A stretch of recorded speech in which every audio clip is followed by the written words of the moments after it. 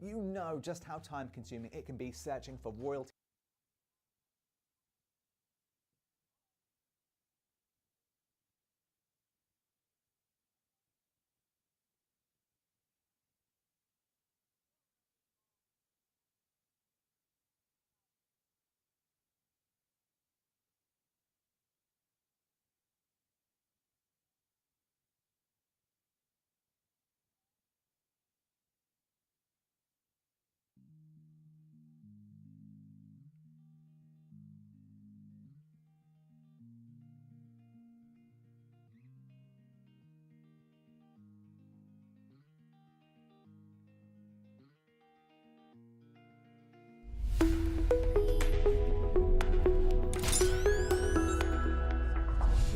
The voice of Jacksonville Pool.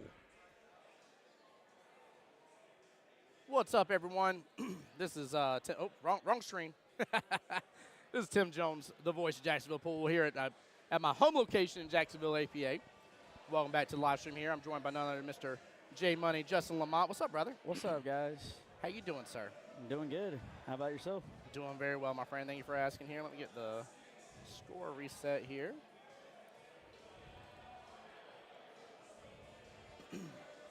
And then I was told it is Mr. Gary for one of my old teammates, actually. Yeah. 4-4 race here. And it's Gary versus Thomas Wells.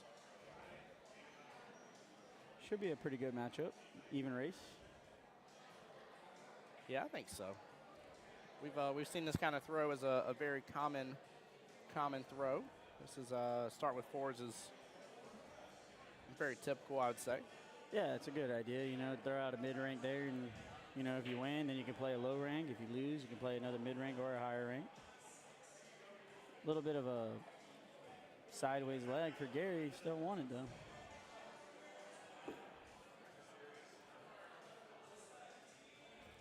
And also, guys, I do apologize if the post still shows I meant to update it here, and I forgot to click the button, but this is round number 3 here.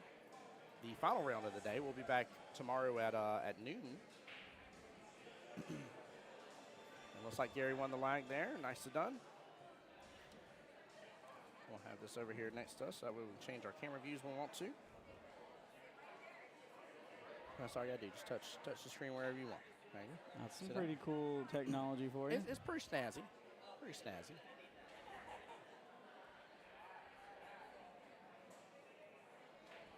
Still got a full house in here. Yes, we do. Yeah, this is the round that we will finally start sending some teams on home, and they will not be returning with us tomorrow.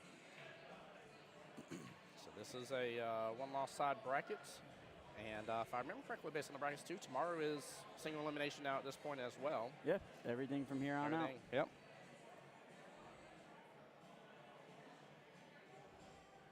Let's see, tomorrow, round 4 for both the winner and one-loss side starts tomorrow at noon. And then we have a 4:30 and then a 7 p.m. round tomorrow as well. So 3 more rounds tomorrow. And then the wonderful, last but certainly not least, finals on Monday. Yeah, he made a good shot on the one, but he hooked himself here, so he might have to. Oh, he's going to kick off the short rail.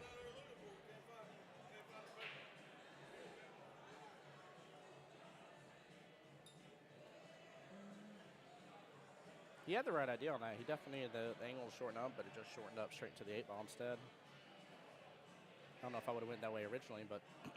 Yeah, I probably would have went off the side rail just because you don't have to worry about the 8-ball at all. And the middle of the table is pretty much wide open. Yeah, definitely. Just hit up around here by the side pocket, let it bounce over.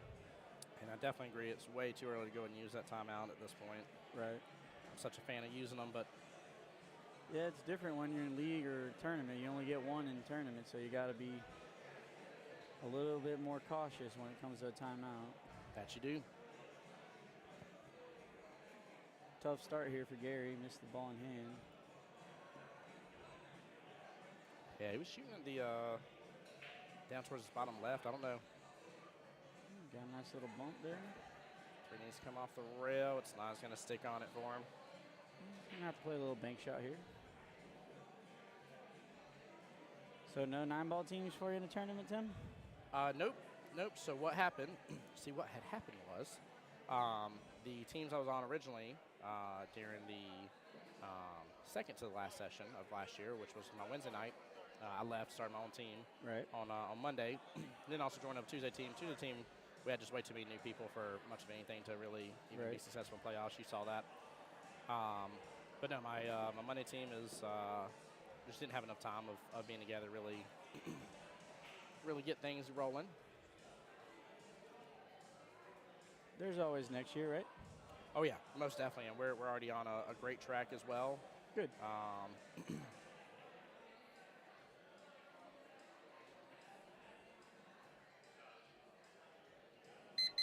Tough start here for Gary. He's had ball in hand once, missed it, then he gave him ball in hand back again here. He's probably just got to get the first rack nerves out, just get settled in. Yeah, he's got to be cautious. This this first racking doesn't feel like too big of a deal, but if it goes 10-0, it starts to feel like a really big deal real fast. Yeah, because then you're looking at that guy basically being a 3. He spotted him 10 balls, so. Ooh, nasty leave on that 6, so it should slow him down some. Just needs to buckle down here, get the money ball, get the break back, and turn it around in a heartbeat.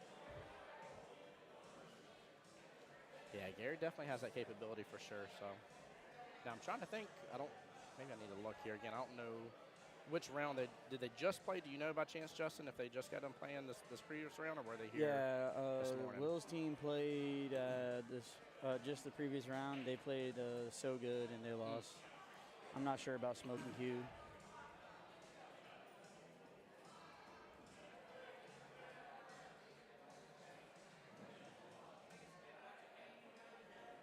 Oh, that's a good hit there, Gary. It's a good leave. Yeah, that's nice. Yeah, it's going to be really interesting to see how I'd realistically say the last 2 matches between these teams are going to go. Kind of interested to see where the strategy comes in, how they decide to play it and everything overall, because it's been cool to see people's different thought processes overall, but we're seeing quite a few times where people are intentionally doing the throw-off here. Right. But in a little bit of a different sense where the higher player is being chosen to throw against the lower player. Right. Whereas quite a few times I'm kind of used to seeing it vice versa, where that 6 gets thrown up and they're like, we're throwing a 2. And you're like, wait a minute. Sometimes it depends on the score, though. You have no choice. You just have to play your best player available and hope that they bring it home for you, give your next player a chance to keep it going. True. Very, very true. Trying to use a little body English there. I saw that, Gary. Trying to curve his cue there to force the throw. Not a bad leave here. You might be able to back cut the 7 in the side and make the 9 at the same time here. Yeah, this will be a great opportunity here. There it goes. And it's drifting. Gets it. Nicely done. So it should be 6-1 here. Yep, I think that's right. Yep, 6-1. Yep, score confirmed. 3 overall dead total. Fairly decent start here for Mr. Thomas. Yeah, now just split racks from here on out, and he'll win. Yeah, that's a great way to think about it, too. Because then you start taking every rack on its just individual level instead of letting any of the pressure of everything else build on you. Right. And I love it, man. You'll hear me from time to time where I'm like, just count to 5. Oh, so yeah. I've had to count to 5. We can count. Let's count to 5. Yeah, that's it. You hit your 5 points, you win the rack. Yep. From here on out.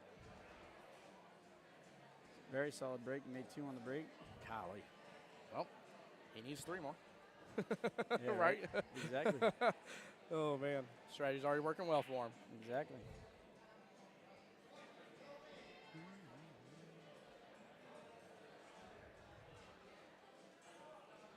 A little bad Leroy Brown. That's right. Yeah, buddy. Classic. Yeah. This is one of my favorites because my 7th grade social studies teacher, Mr. Vaughn, he knew how to play guitar, and he would, if we did good overall as a class on our test Friday, he'd bring out his guitar, and this is one of his favorites to play for us, and we loved listening to it. It was great. Oh, that's pretty cool. Yeah. Yeah, it was an interesting way to reward the class as a whole, because then the class got interested and started helping each other study. Right. Right, because we were all like, hey, like, we all need to have an 80 plus. That's right. Together, so.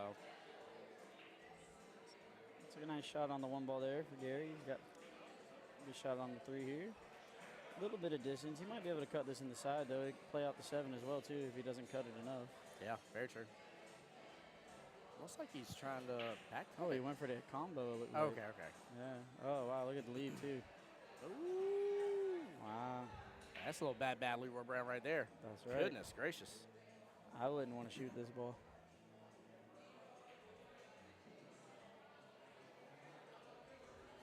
Oh, is it not?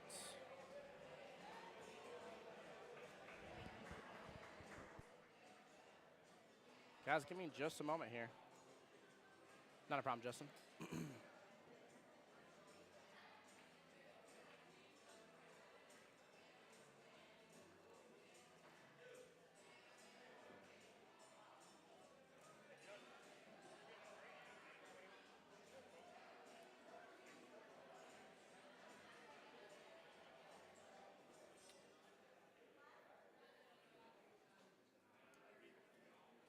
All right, it should be. Hold on real fast, guys. It looks like it was trying to have an issue on Facebook for me.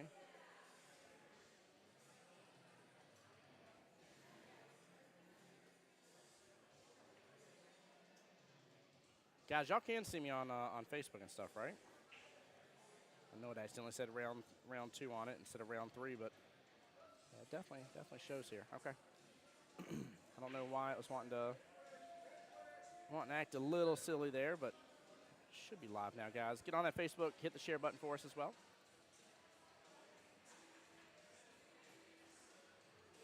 Ooh, nice little twofer there.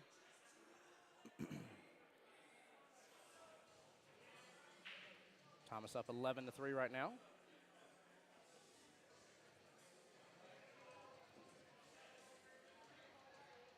Nice stun, grabbing hold of the pocket point there.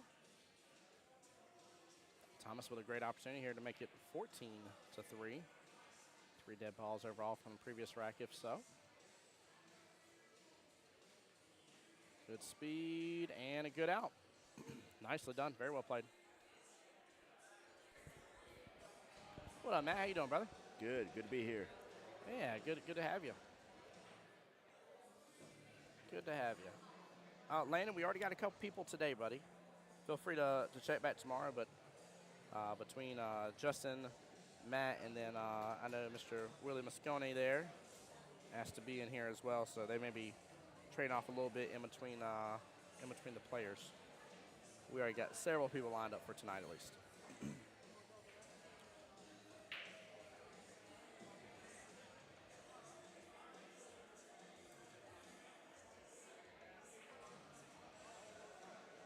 Pretty solid break here overall in terms of the spread, but no love on the break, and doesn't look like a lot of extra room on that one, but he may still be able to cut that in that left-hand side pocket. Oh, yeah, it definitely cuts.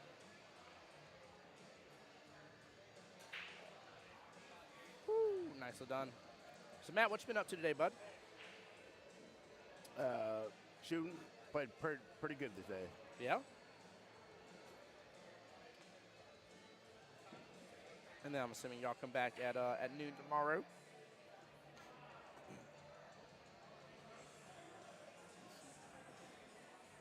That's a good shot there.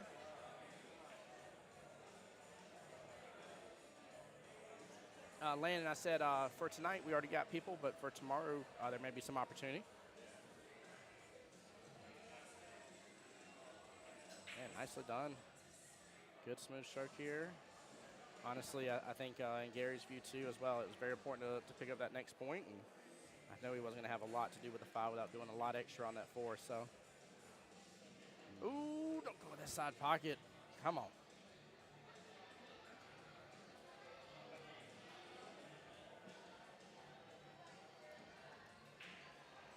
Yeah, come on up for the Mega Boom board. That is definitely tomorrow as well. Gonna be a good time.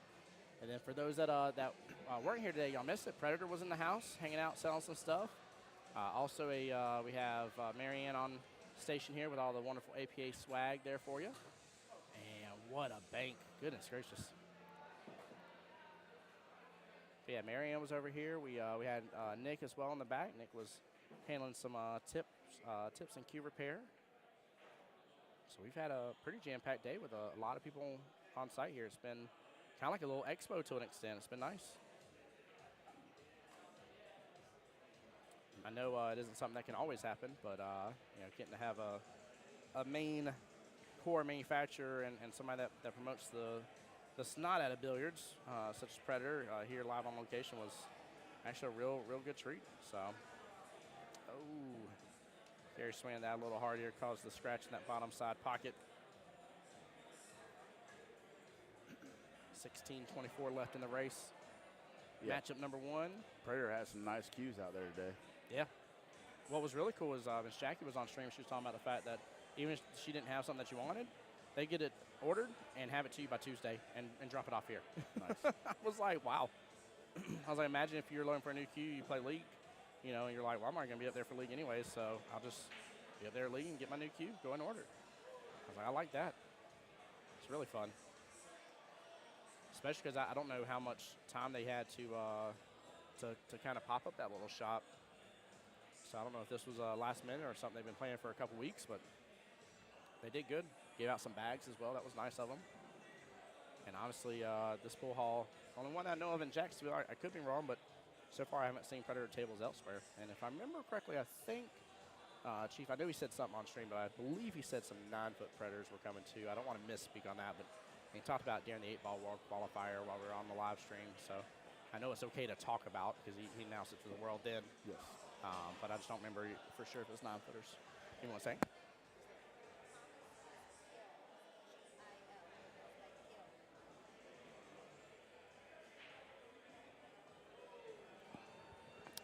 Kelly update me here. Thomas actually goes by Gil here. So I'll actually change that. It looks like we got a timeout happening.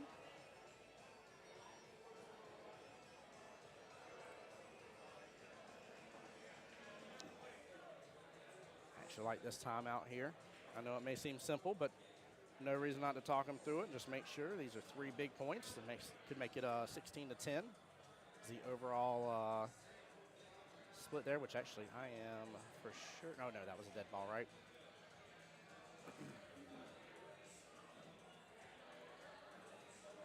I'll double check the score with the teams here in a moment, just make sure.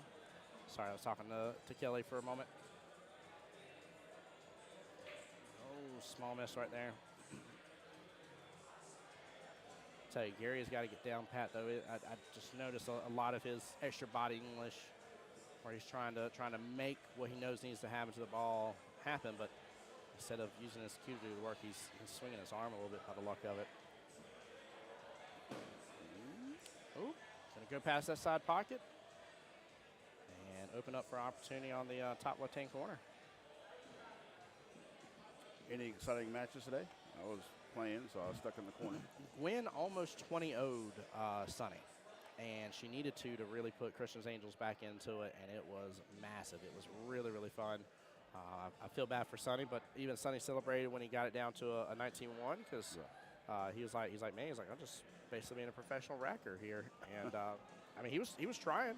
Sonny's a good shot too. He is. Gwen did not leave him a lot of opportunity. Did not leave him a lot of opportunity at all here. And a nice out from Gil there. All right, give me just a moment here. We will double check the score because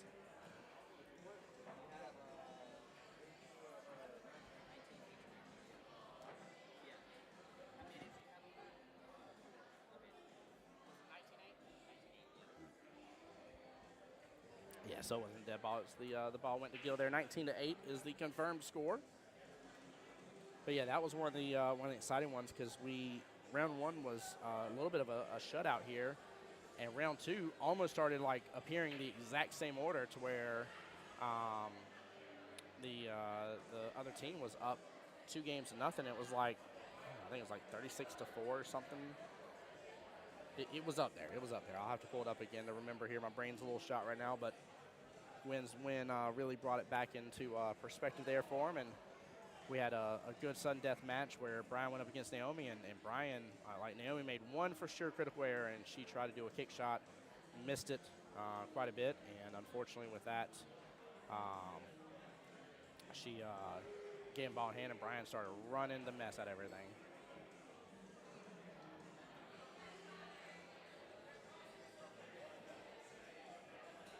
may have a little bit of run here. That 2 is open. There is enough gap in between it and the 9 that if he's on the left-hand side of it, should still be out of that top right-hand corner pocket. May have enough of an angle here to come off the top rail, back down just a little bit for the 3 on the right-hand side. There's some points to be had here, Matt. There is. Now, he's doing the same thing right. You saw that little extra. Guys, quit with the body English. It's hurting you, I promise. I promise.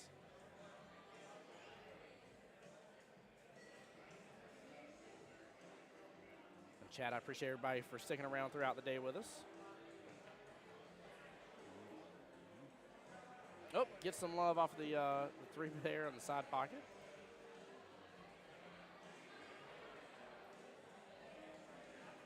And now this table's opened up quite beautifully for him. I guess my only real concern is just the 7 ball with where the 5 is.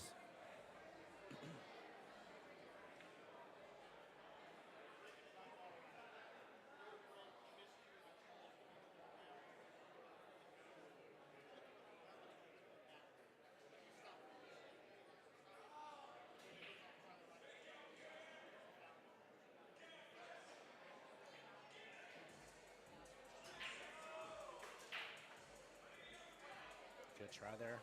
Long distance shot, but very close by Gary here. Now Gil has been showing off a little bit, showing out here. I wonder if he's just going to go straight for the bank. He's going to have good eyes on the 4 regardless.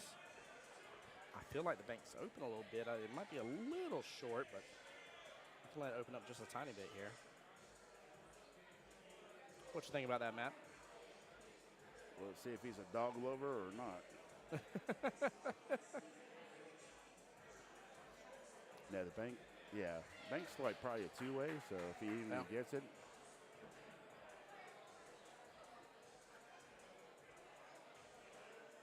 oh, he went long. Very surprising. Back cut option now for Gary here, but man, I don't envy this one. This one's tough. He's got a lot of distance on him. Luckily that 3 ball's out as far as it is, so it definitely works. And he overcuts it. Good try. It's a little love on the 9. Just sends it down here. Doesn't make it. A little fast. Yep.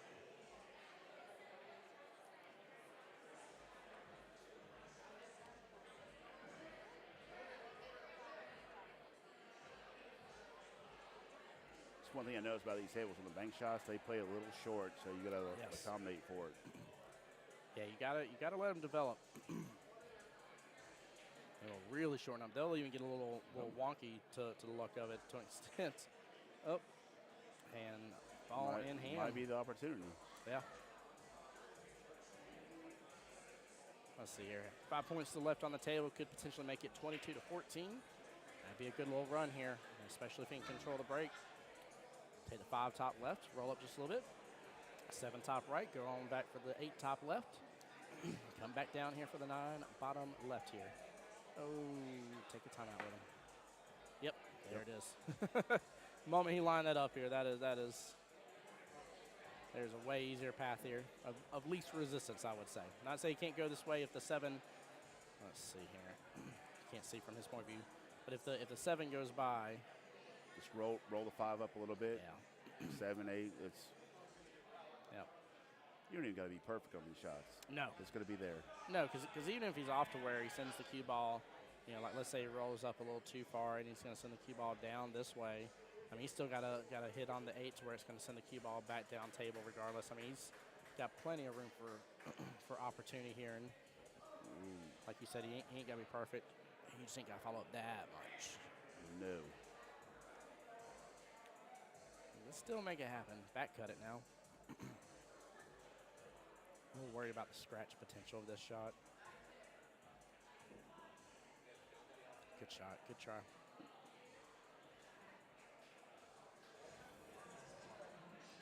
Yeah, I wonder if nerves are getting to Gary on this one a little bit.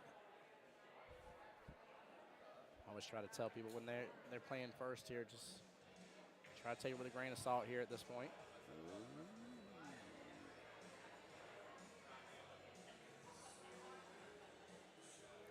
Playing first, just don't get blown out. Just give your team an opportunity to be in it still.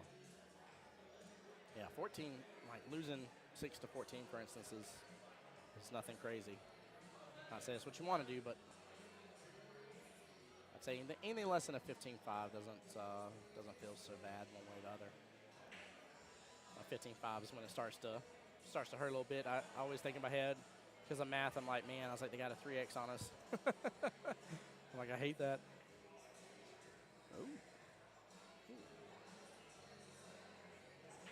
Small miss there. 7-9 combo is up for grabs and has to essentially be taken. I don't see any way out of it. So as much as I'd love to have the opportunity for more points. That'll work. And he gets it.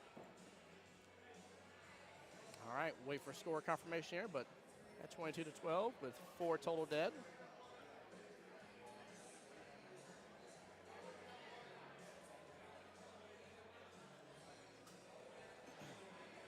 East Table's probably a little bit faster than what people typically play on. So I definitely agree. even playing on an 8-foot table, like you're figure you're to roll the ball up a foot or two. On these, it's going to probably run out 3 or 4 feet.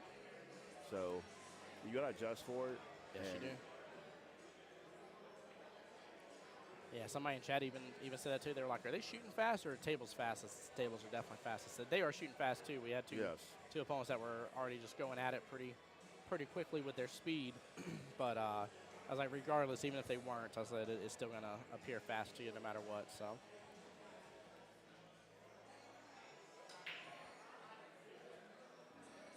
Oh, unfortunate scratch there on the corner pocket. 6 ball is dead and out of here.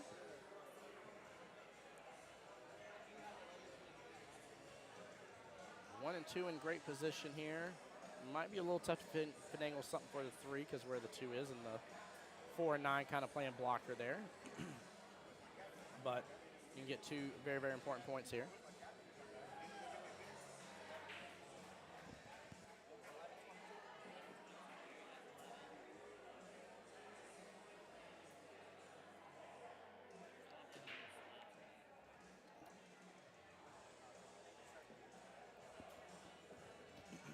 All right, it was 11-22 going in to this right, by the way, guys. Sorry about that.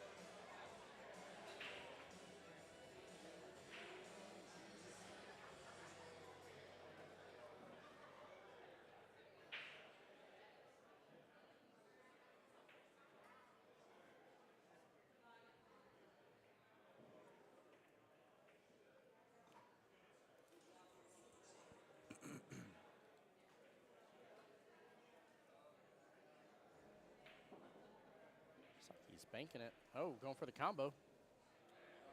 That might be blocked. Yeah, looks like you got a decent leave out of it.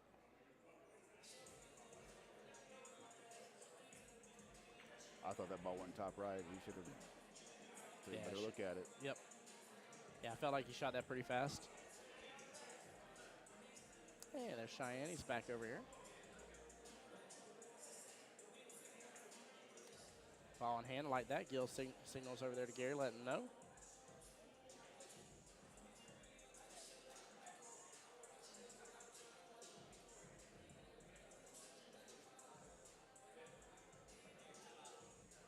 There we go. Timeout being called.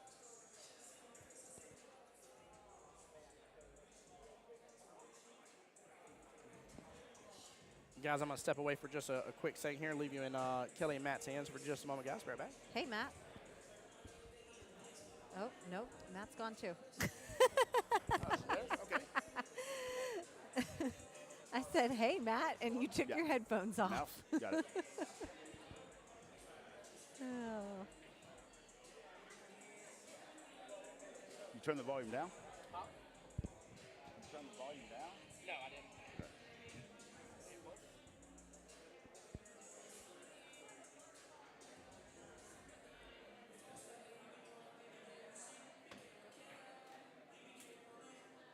Are you doing score? Matt is. I don't have to do innings, do I? No, just the one. Nope, no innings on here, just ball count.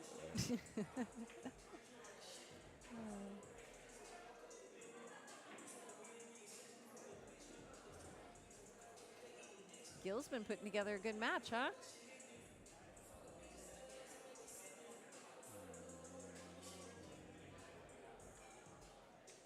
up, Matt?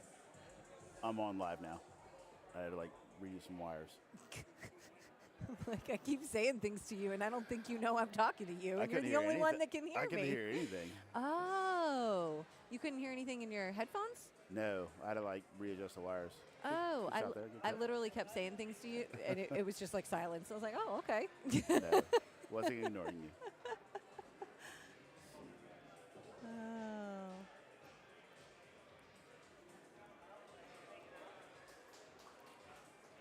Oh, I thought we might see the 9 go in there.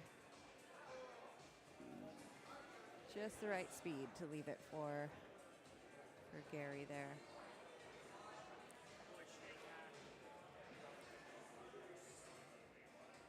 Oh. Oh, Oh, I forgot to do a secret word this time.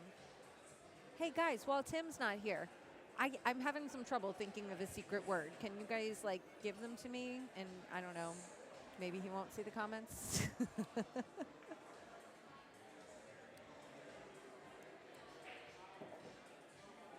Let's see.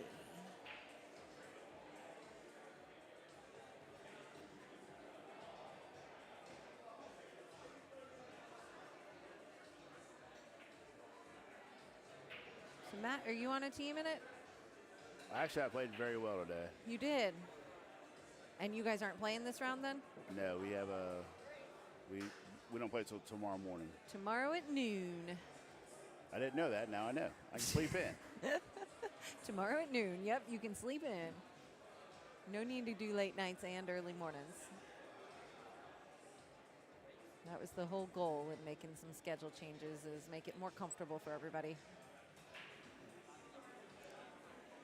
You got a better view than me. Is that 7? Can you even get a little piece of it? He can cheat the pocket and There you get go. it.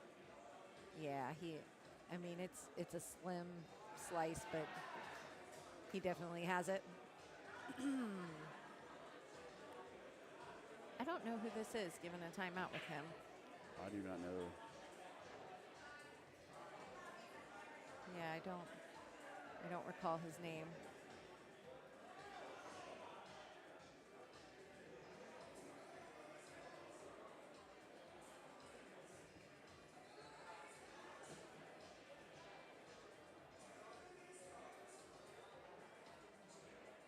Well, he got the good hit. I thought he could cheat the pocket on it and just make contact. I think he actually managed to overcut it a little. That's what it looked like.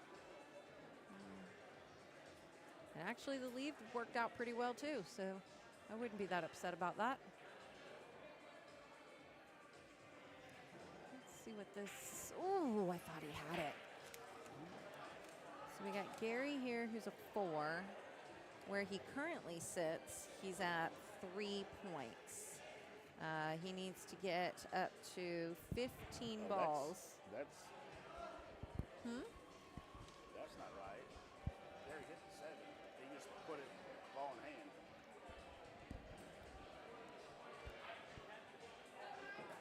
There was it ball in hand, or? I wasn't watching. And he took ball in hand? I was looking at the paper.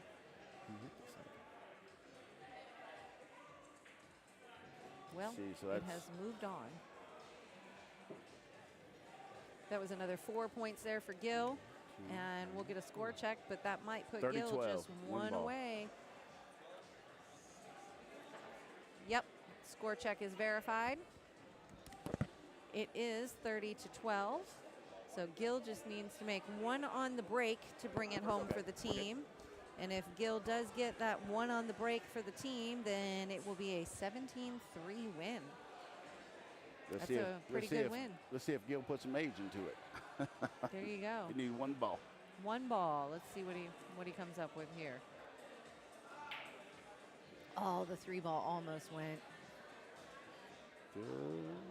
One stuck pretty good. Oh, wow. Not only is the one stuck pretty darn good, but he didn't even get the one ball he needed. Gosh, No. we're going to see him battered around here for just a minute. Will Plumstead stepping up and calling a timeout for Gary. Will's a skill level 6.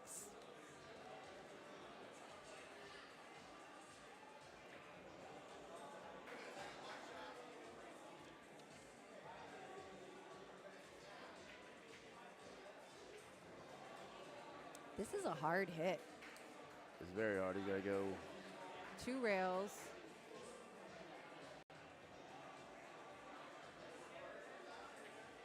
Oh, we got it. Good hit. Wow, nice hit. That was a very nice hit at a critical moment. Don't give ball in hand is the goal. No.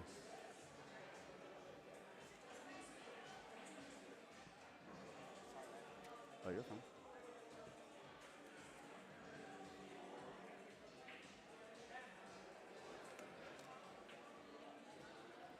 Well, what's up, y'all? Hey, hey. How's it been since I've been gone? Gil just needs 1. Oh, wow. I almost missed the last of the matchup here. Goodness gracious. Well, thank goodness you came back. Yeah, right? I was going to have to come around the other side of the desk here. You fix this names? Yeah. Oh, that might work out.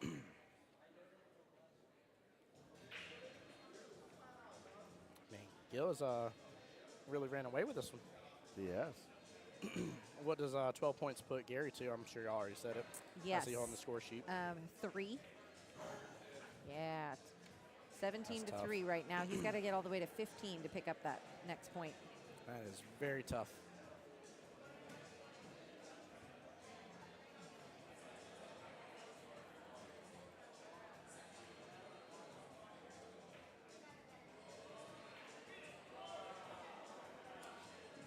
I forgot to pick a secret word, so I'm still working on it. Oh, you're all good? We definitely got to do it again for tomorrow. I haven't done a drawing yet for last Ooh. round. Yeah, there was quite a few participants. I know that I saw like 8 or 9 total. JT has another Bare list minimum. for me he's going to give me. It's not a bad lead right there. So I got to get his list, and then we'll pull that. There we go. And guys, if y'all aren't sure what we're talking about, if you go on Mike and Kelly APA, their Facebook page, because they could not post it to Jacksonville APA, they were able to keep me in the dark of a phrase that I normally say or word. We had the round 1 and round 2. Round 2 was a small miss, and every time I said it, you had a phrase that you had to say as well, and that entered you in for a raffle to potentially get into a free singles board, which was huge. I like free singles boards. Deborah Skaggs got the first one. Yep. She's going to confuse me with that Facebook name being different. Right. She got the first one, and then, yeah, need to do the drawing for the second one. And you might see another secret word coming for this round. There's Kit right already doing the phrase from the last one. Ouch. Small miss. Ouch.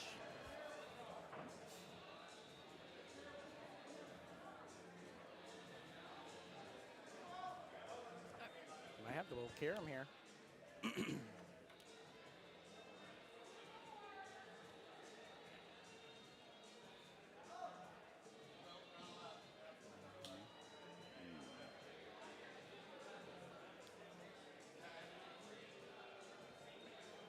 Gary's got to get some extra points here flowing. Let's see, as a 4. And he still needs 3 more points past that to get to a 16-4. Who? Tim Jones. What's up, John Hummel? How you doing, brother? Gil has the opportunity to close out right here, and he will. Big congrats. 17-3. Double check it. Yes, sir. Man. Huge, huge, huge points. What you think about that, Matt? That was good shooting by Gil. Yes, it was. His demeanor never changed. He didn't really get rattled. He just made balls. Yeah, he definitely did.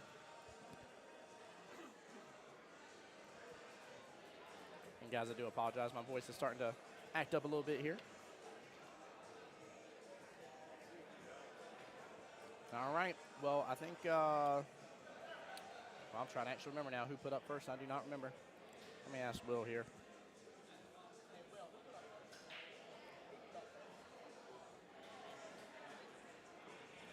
Yeah, so Will and team for Pocket Pounders put up first. So throwing blind next will be Smoking Q. Let's see who they're going to go with.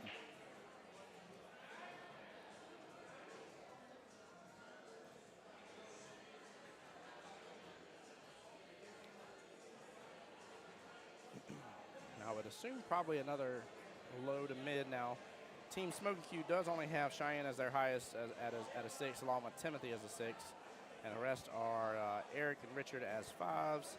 You have Thomas, along with Ricky and Chad there as their 4s, and then Heather as a 3.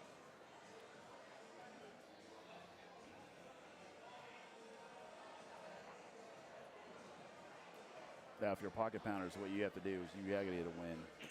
Yeah. You got to get some points back. Yep. Even a smaller win, a nice little 13-7, still starts taking care of some business and allowing you to pull right back into this. 17-3 hurts though. That's a tough one. It is a tough one.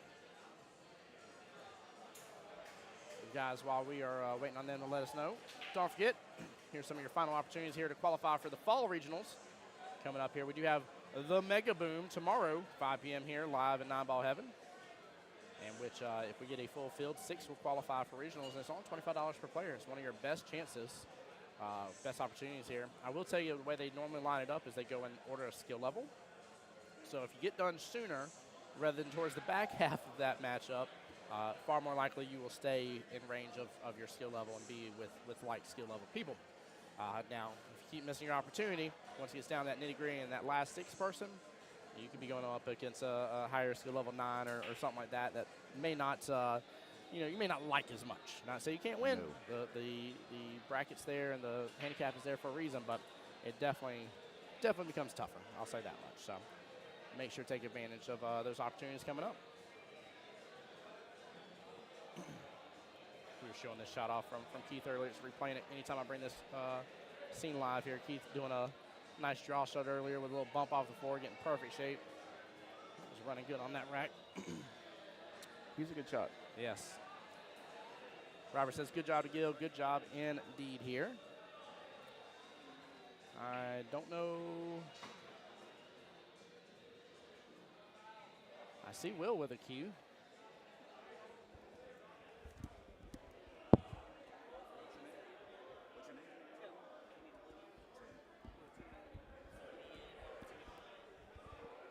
Thank you, Will.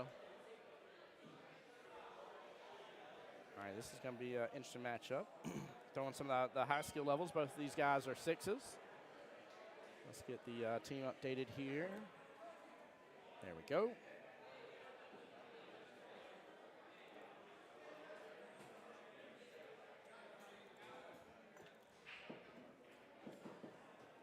I didn't figure we would already have this happening, but it was Smoking Q's time to throw, so they, of course, threw Tim. What's up? Okay.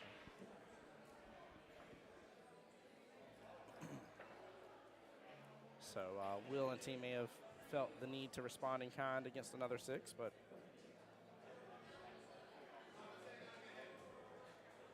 I do like to throw because of Smoking Q already being the lead, though.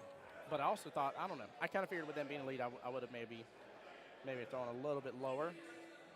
That way there's no pressure later on just in case. Zero pressure. Yeah. You're up that big, throw your worst player. Yeah. Get it over with. I'm just always scared because teams seem to have this bad habit of literally like holding on to like a very new lower skill level player for sudden death. And I mean, they just get super frazzled, man. It's tough. It is so tough. Especially in cities, like the pressure adds up. Like you waited all year for this, so it's. Yeah, if you have a max team of 8, you know there's 14 eyeballs staring at you right there behind you, behind every shot that you take. And you're sitting there the whole time, you're like, am I going to cost us the trip to Vegas? Oh, no, that might have just cost us. Oh, no, that shot again. You start adding all that undue pressure. So I don't know. I mean, I kind of don't blame them. Keep on the gas pedal. There is something to be said about it, but at the same time, if I had somebody on my team that was a lower skill level that I don't feel I don't want to say most confident, but I feel that doesn't always handle the pressure as well. I'll say it like that because there's some of us, there's some high ranks that don't handle the pressure well either, for just being honest. And if that's the case and I have a low rank that fits that mold, I think I agree with you, Matt. I think you throw them and take advantage of the 17-3. You're not talking about a 14-6 lead. Your 17-3 is massive. So some teams just like to step on the gas pedal. They're not letting off.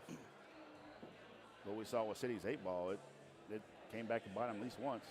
Yes, we did. Yeah, it's definitely definitely interesting. I always think there's something to be said about paying attention to this. Also, guys, for a lot of people, too, that have not been in this environment, I'd very much welcome you to rewatch the streams and pay just close attention, kind of get this stuff underway and start understanding the thought process behind why certain people are throwing certain ways and why is it working for their team. I don't think there's an end-all be-all strategy that functions well as a catch-22 for every single team out there. I think there is something to be said that there is different strategies for different style of teams in terms of what skill levels you have and stuff like that.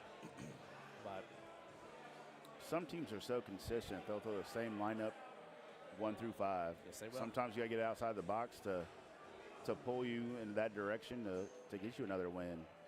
Good shot there. Nice early 9. 6 dead here total. Tim up 4-0. And he's going to keep control of the break here. Nicely done. Not a bad way to start.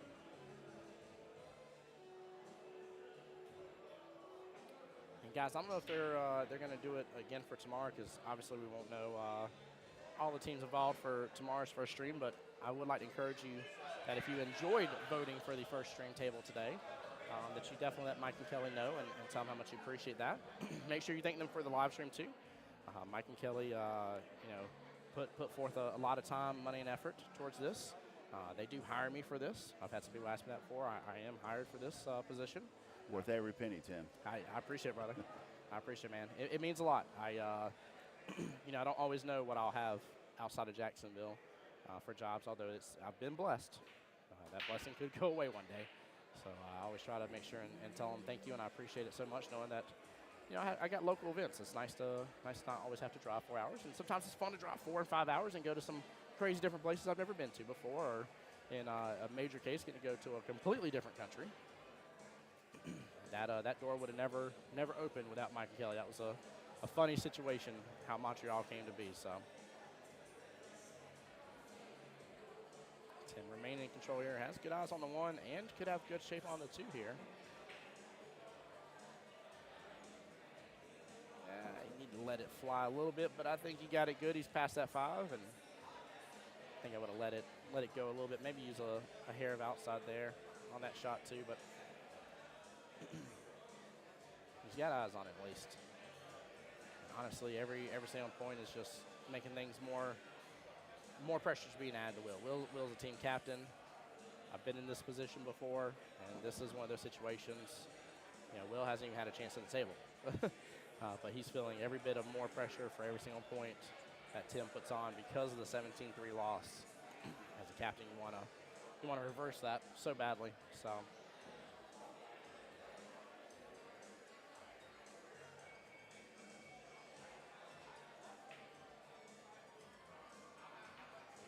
All right, Tim's stance.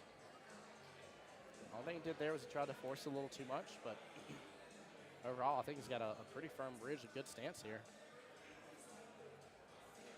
He's done it right by keeping Will on the sidelines there, but he's gonna have to be at least knowledgeable of how well Will plays. Hey, Miss Carrie, how you doing?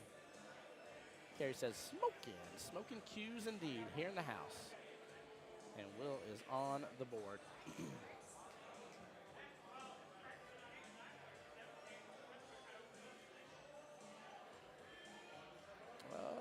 Make it at the same time? No. Wow.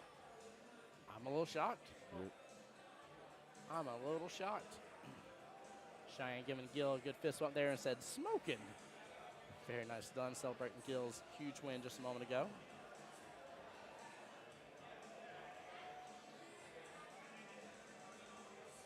Tim has enough room here to do the 1 rail, and where that 4 and that 7 sitting, he should be in good shape for this. Wow, comes across it just a little bit. So the angle shortened up a little bit. He hit on the bottom side of that 4 ball and kept it from flipping into the 7 at all. That was a very tough thing. I bet if that was set up another 100 more times, he'd have a problem doing that 10 more times to try to keep it from hitting that 7. A little bit unlucky circumstance there.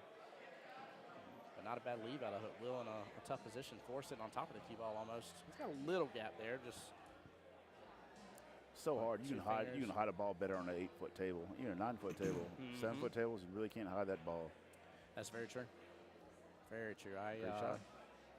I like sevens because I feel like sevens, allow you to really keep a lot on the gas a lot more. It's, I was laughing because there's some people that were like, I don't want to warm up on a 9-foot and then go to a 7. I'm like, why? You're literally going from a tougher table to an easier table. It's absolutely a good option. The only thing that it really, in my opinion, really messes you up on, and you tell me how you feel about it, we talked about it earlier with the banks, is the bank situation. If you're so used to banks on one size table, sometimes making that adjustment for that 1 or 2 foot less is really tough, and especially when tables like these bank short anyways. Oh, gets it. When in doubt, hit it hard. Yeah. Yvonne, what's going on here? Says nice shot, Will.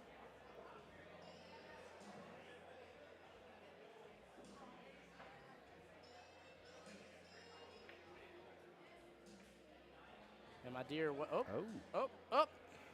Dice just get it all right there and just finish it. And my dear, what's your relation to Mr. Will there? Is it Yvonne? It's probably Yvonne. I'm so sorry if I messed up your name here. Should be 7-7. He just closed all the gap here, if I see it right. Want to check with Joel.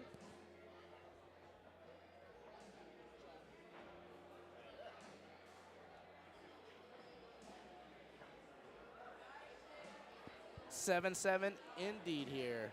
Well, welcome, Will's mom. Glad you're here to support him. I know he'll be excited to see that here in a moment. I don't want to tell him while he's shooting there, but I'm sure that is going to make his day. So thank you for being an awesome parent, being here to support your child. I will tell you, it means more than some people will ever know.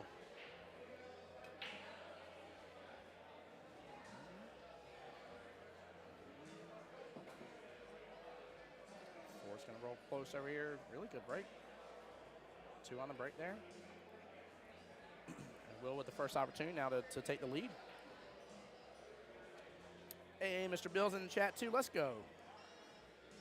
Mr. and Mrs. Plum said, glad y'all are here. Again, very much so.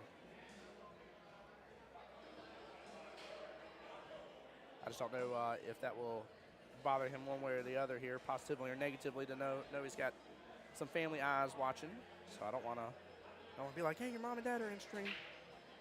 Some people add on the extra pressure for no reason, but I know for sure after it's said and done, he'll be happy. Or if you already messaged him, or if he told you he was on the live stream, I'm assuming. So, but seriously, glad y'all are here.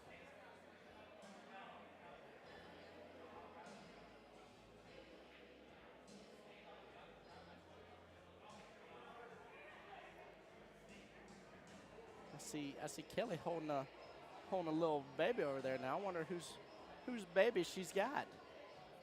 Is it baby Bubs over there? Little baby Burgess here. Oh. Zach's playing Ash. That's going to be a good match. Oh, is he really? Oh my gosh, that is a fantastic matchup. That is a good heads-up match. That is for sure. Wow. Ooh. Small miss there. Oh, man, look at that leave, too. He was right on it. He would have still been close to that, too, had he made that one.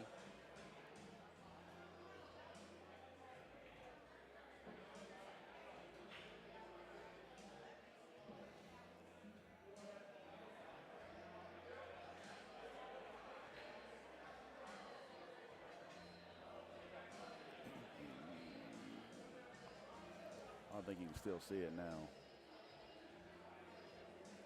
Mandy says, let's go, Wilford. Second mama watching from far. There we go.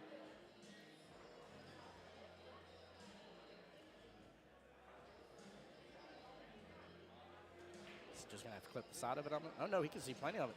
Never mind. Man, I apologize, by the way. My allergies been acting up lately. My eyes get super dried out and mad. So I've been getting quiet, messing with my eyeballs too much. This run is on now. She needs to pull back on this just a little bit. A little too hard. Yeah, he did a little poke at it. He needed to be kind of low on it. He didn't have to pull back too much. He did get where he wanted to be, though. He wanted that angle to get back downfield. That 5 would have led him right down to that 6 just fine. We're going to play it smart here, go for a defense, but it leaked out a little bit. I don't think the side pocket's open. The bank should be, though.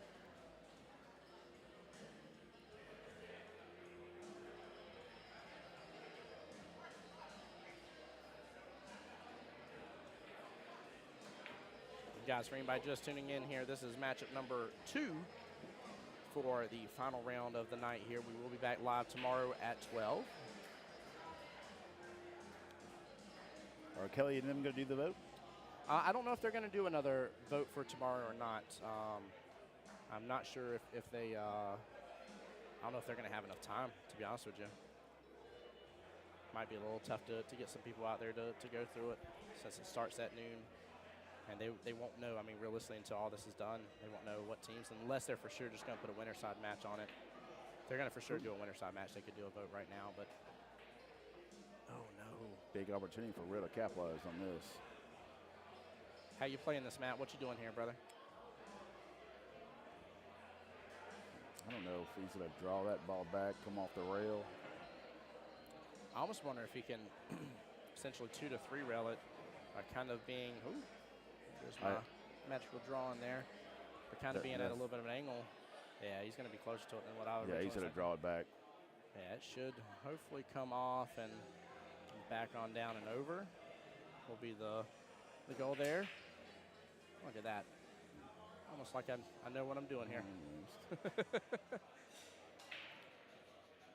he had Thompson on that ball, that's just so much blue to cover. You don't know what that ball's going to do. Slow down. There we go.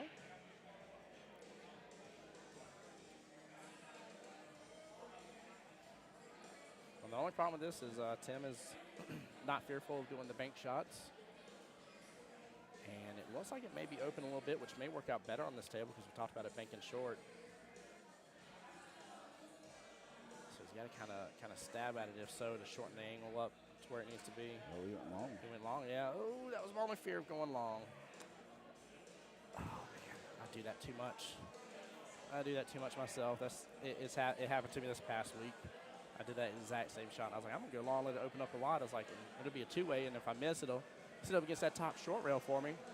Yep, well, the object ball absolutely made it to the top short rail, and that cue ball went right in that corner pocket just like his did. I forced it right in there with my extra English. I was so upset, too, because I was like, I kind of figured it'd come back this way. I was like, I should have really taken an extra second to look at this.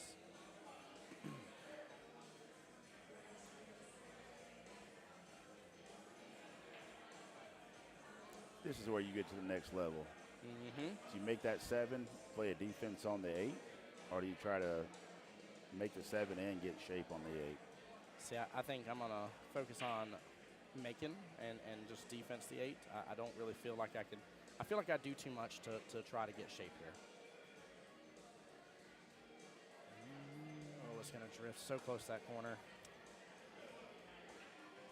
Yeah, the only other thing he really had there is he could have went defensive on that 7, and he could have had such a thin slice just to send the 7 up table and hopefully leave it close to the short rail again.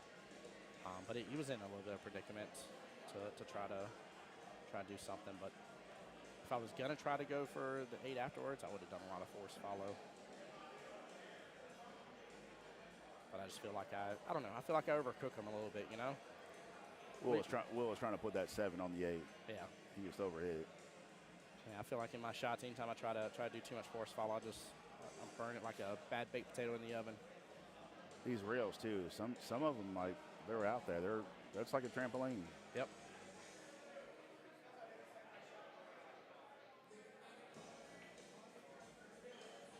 See, now, do you prefer force follow on that, or do you prefer using bottom on that shot? There's a lot of people to use bottom there and pulled it back. It's whatever you feel comfortable with. I've done both. Yeah. Yeah, again, that one I know I don't overcook, so I use force follow instead. I trust it a little better. But that's one of my. It seems like follow always.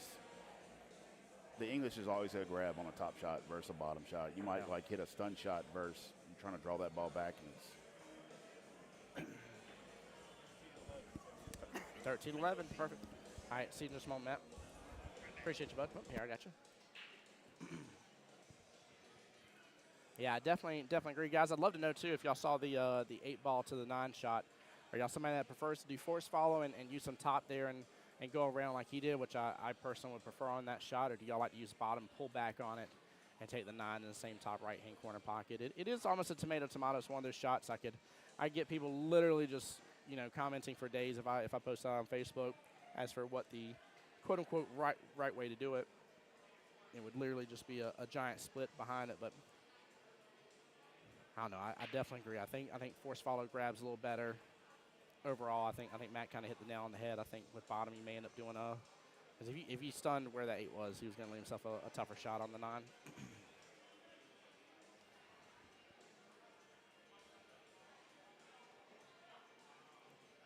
Tim back in the lead, but Will has done a very nice job. I mean, Tim was up 7-0. Will tied it and then took over the lead. Now Tim is back up. And a little bit of predicament with this 1 ball. Side pocket's open, but that man is having to shoot. That man is having to shoot over the 5 ball.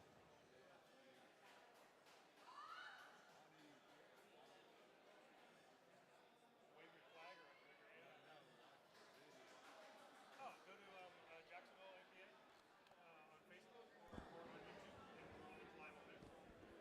Jacksonville APA Facebook page or YouTube page. Well, what's up, Mr. Willie Moscone? Tim, What's up, bud? what's going on, brother? How are you? Man, I'm well. I'm blessed, brother. How about yourself? I'm doing well. Doing Awesome. well. First time on the stream today. Yes, sir. Have you had a good day today, though? Yeah. My buddy. team, we had a bye first round, so we didn't have to be here till 2:30 today. We won, fortunately. So There we go. we won't have to be back till tomorrow at noon. Tomorrow at noon. Isn't that nice? Man, that's such a good day. Yeah, absolutely, man. My team shot great. I didn't miss the ball. Did you not shoot today? I didn't have to play. So, With the way, by the way, his tone kind of gave it away a little bit, but he turned directly to me. I'm just looking at him at the peripheral of my eyes, and he just like turned to me as soon as he said, "I'm like, wait a minute, I know where this joke's going." yeah, didn't miss the ball. If anything, I would have had to play in sudden death, but didn't have to. We won in 4. Hey, there you go. That's a little tougher than our ball to close out in 4 sometimes. Yeah. We went down the first rack, or I guess the first match, and then the next 3 racks we shot great. Put it There on you them. go. Good. All right, so who's this guy? Tim. Yep, that is Smoking Tim at Q's. table here. I'm not familiar with this team. Yeah, Smoking Q's got Mr. Cheyenne on it. Is that Beaches? Actually, I gotta look it up here. Yeah, I think they are Beaches though. All right. Yeah, they are. They Nice back cut on that 2 ball here. Comes around. are. Yeah, Tim's been shooting well. I really like his kind of like stance and bridge overall. I think he's very smooth. He's a 7? They're both 6s. Oh, 6 is it? Yes, sir. Okay, 4 is it? Okay, 6. Yep, both 6s. So Smoking Q's up 17-3. Matt and I were kind of talking about this, and maybe if you look at the roster, maybe you'll do a little different. So it was Smoking Q's put up for matchup number 2, and so they put Tim as their 6. Matt and I were talking as well. Like I would have put one of my lower ranks that maybe don't deal with pressure as well. Sure. And again, if I have somebody that fits that build, maybe I don't have anybody on my team that's like, hey, like my team's ironclad and I know it. And then I would have still thrown Tim as a 6. But what's your thoughts about it? I think get your low rank out of the way, give them the least amount of pressure possible. And what's your thoughts here? So they're up 17-3 going into this rack. Going into this matchup. This match, yes. This matchup number 2. No. I'm never throwing a 6. Yeah. You're Never throwing your high rank. Go ahead. You have the advantage. Go ahead, throw a low rank. Yep. It was an interesting throw. It was very. I mean, obviously you got to do what's best for your team. Sure. And you know your team better than everybody else. So obviously our viewpoints is kind of I guess a more generalized viewpoint and a general statement. Hey, you put some frosting on the cake, right? That's what we generally do. Some people want to just put some fruit. Okay, that's fine. That's you. You gotta do what's best for you, right? But in most cases, I think Matt said it, I said it, you said it. I mean, you have to look at it like this. You're up 17-3. Yeah. You are in the driver's seat. Yep. Go ahead, Put your low rank out there. If they get a win, it's great, right? Phenomenal, yeah. You still got If your high rank to not- bring it home. If not, you're still in this. Yep. Even if they 17-3 you, you're going into the third match with a tie score. Yep. Nothing hurt. Yeah. I mean, even worst case scenario, even if they lose 0-20, it's 17-23. Yeah. It's a 6-point ball game difference. Yeah. Overall, that's it. Period. Yeah, you're Like, in the driver's seat. I'm saving my best player. I assume he is. Yeah, their he's best player? one of the top two. So Tim and Cheyenne are the 2 6s on the team. Eric and Richard are 5s. Gil, a.k.a. Thomas, who played, was the 4. They still have a 3 and 2 other 4s Yeah. they could have done as the options for what we're kind of Yeah. discussing here. So, I mean, I guess my only thought that Tim had was like, let me just go out there and put it on him. yeah. And, I mean, it's not impossible. I mean, right now he has had the lead for a majority of the matchup against Will. It was 7-0 to right off the start with an early 9 situation happening. Will brought it back, tied it right back up, and then Sure. broke away a little bit. Tim broke back further and went back ahead the lead as well. Yeah. But I mean, my thing is with these 7-footers, 7-foot, predators here, 6s are probably going to play even. Yeah. It's probably going to come down to the last couple balls, typically. Yep. Same thing with 7s and 8s. 9s, it might get a little out of hand because breaking runs. They're Yeah. running out. yeah, they definitely are. I mean, I'm definitely saving my best player, especially if I'm in the driver's seat. I don't want to throw my best player out next. Blind? Did you throw a blind? So Smoking Q 3 blind. They threw Tim. Yeah, that's And just so Pocket Pounders responded by throwing Will, which to an extent I felt like they didn't have much of a choice sure. but to throw even or higher. Yeah. I don't think they could do the cut game there and throw a 2 against them. Sure. I think that would have been a very risky business call. In 9-ball, maybe 8-ball, maybe. Assuming like it would be a 3-0 in favor of Smoking Q, then maybe throw your low in there potentially. But Yeah. I think Pocket Pounders had to respond this way, unfortunately.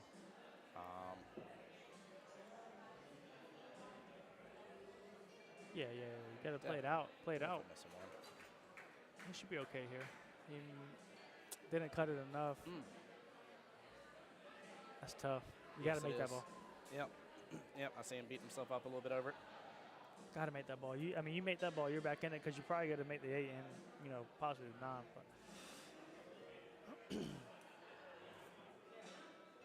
little cut on this ball. Cue ball should go not 2, flying, yeah, but 2, possibly 3 rails. if you put outside, it would go 2 rails. Yep. Kind of hard to judge this ball though because it's such a thin cut almost. It really is. Even Tim's kind of taking a extra moment here to take a look here. He's also giving DJ in the background a second to take his shot. Sure. We just played that team. Yeah, I was happy again to see DJ. He's like, hey man, I might get to go back to back. That's for right. 8 and 9. I was like, go get it. I mean, you already got 2 teams in it in 8. Oh, good speed. Yeah, good. I didn't think Good he could hold it speed. that much. Me either. That was amazing.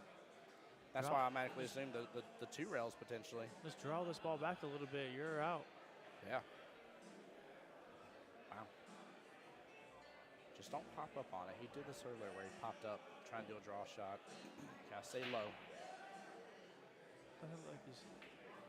No, I could tell by the, I wasn't one to jinx him, but I could tell by the way he was cueing, he wasn't low enough on that Yeah. ball. That was basically a stop shot. Yeah. He pushed him outside. It looked like on it. I'm surprised that ball stayed there. That's crazy. Me too. Now Yeah, he's that was very similar. now he's a thin cut here.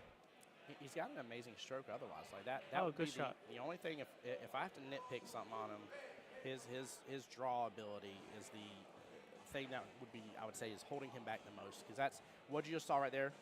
Picture us for what happened earlier. Sure. That's the exact same setup.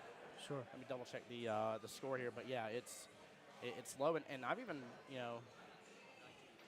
19-15 perfect, so I was off by 1 point for Mr. One Will there. ball, yeah. There we go. But I know, like, I've worked with Mike before, for instance, on working on draw and stuff, and I love it too because there's a cool little drill where you are 1 diamond away, and what you're trying to do is you're trying to stop, Sure. and then You bring it back a you're little. bringing it back 1 diamond, Yep. 1 diamond, 1 diamond, then you bring it back 2 diamond, 2 diamond, 2 diamond, and you just keep on repeating, and then you go forward one diamond, you keep rinse, wash, and repeating, right? I like that. And what's nice is that if you start doing that drill, what's cool is my initial thought when I first started learning draw is that I got to give it a lot. I got to really get it going. No. Low and slow works.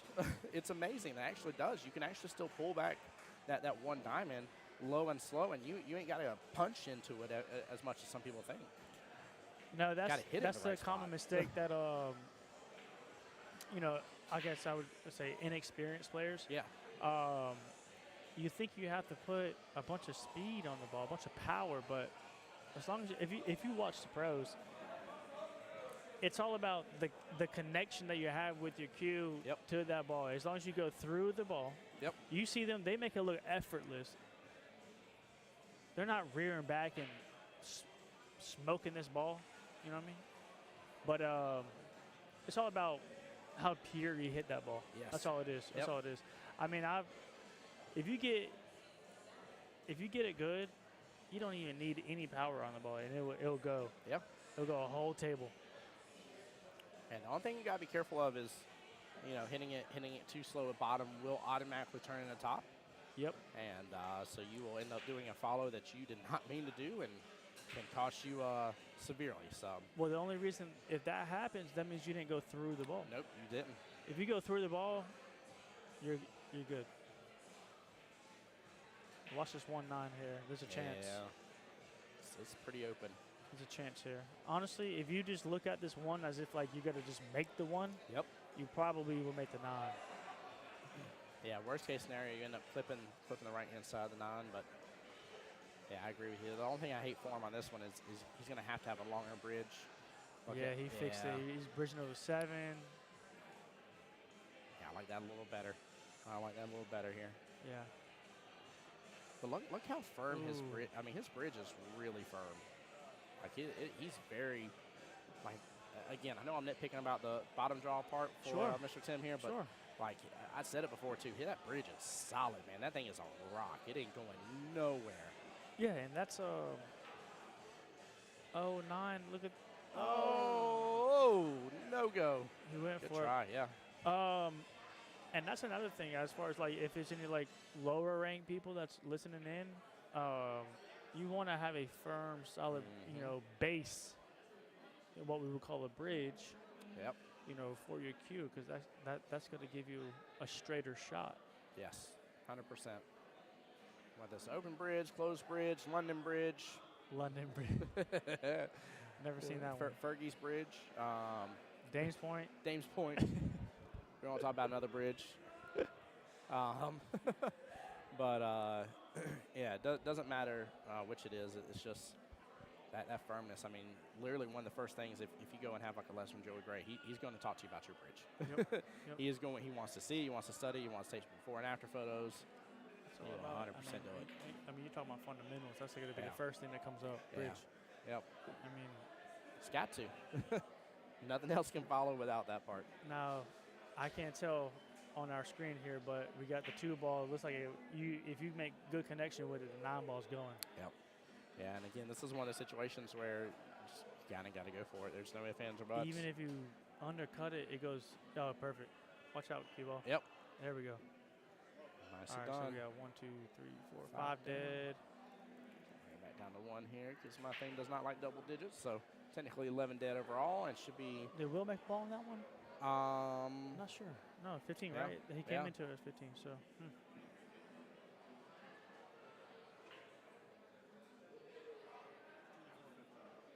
24-15 is what I got.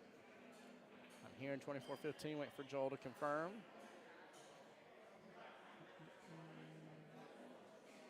I love seeing this for just finally a moment in time. By the way, they were here right before I was, for sure, running around like chickens with their hair cut off. Just make sure everything was up and running smoothly, but it is nice to see Mike and Kelly taking a breath for a second. Kelly literally holding baby Burgess over there, a.k.a. baby Bubs. Baby Burgess there, yeah. Baby Bubs. Let's go. Is that you at Jasper? Yep. 24. Yep. 24-15. Score confirmed, baby. Tim, how you been breaking? I guess how would you break on the 9? So I'm actually kind of a fan. I like being almost one full diamond over and the 2 diamonds up, so I'm actually just a little bit further up than he is, So right you're, I about guess- there. So you're bridging on the table, on the actual. Yeah, felt. I'm bridging on Not the on the felt. I prefer that. I like giving my good force follow. I will change it from time to time, depending on if I feel like I'm just not getting any progress at all on what I'm trying to get. On these 7-footers? Yeah, I will. I have changed before. I have shot just straight dead, second up, dead center instead. So like if I feel like I love cue ball control. I love getting a good break and that cue ball not going a lot of places. If that cue ball goes everywhere and I had no idea where it was going to go, I get upset myself because I'm like, hey, like I'm just getting lucky. I don't want to get lucky. I want to understand the part of like how I'm controlling the situation as much as possible. And so I really like a more kind of controlled break to an extent. So that's So kinda what are my you doing, preference. like 60%? I especially on this table, yeah. 60, yeah. Yeah, now on the 9-foots we usually play on, like you almost have no choice, but you've got to see if you can crank it to 110 almost to kind of get the progress that you're looking for because it's just so much more table. Sure.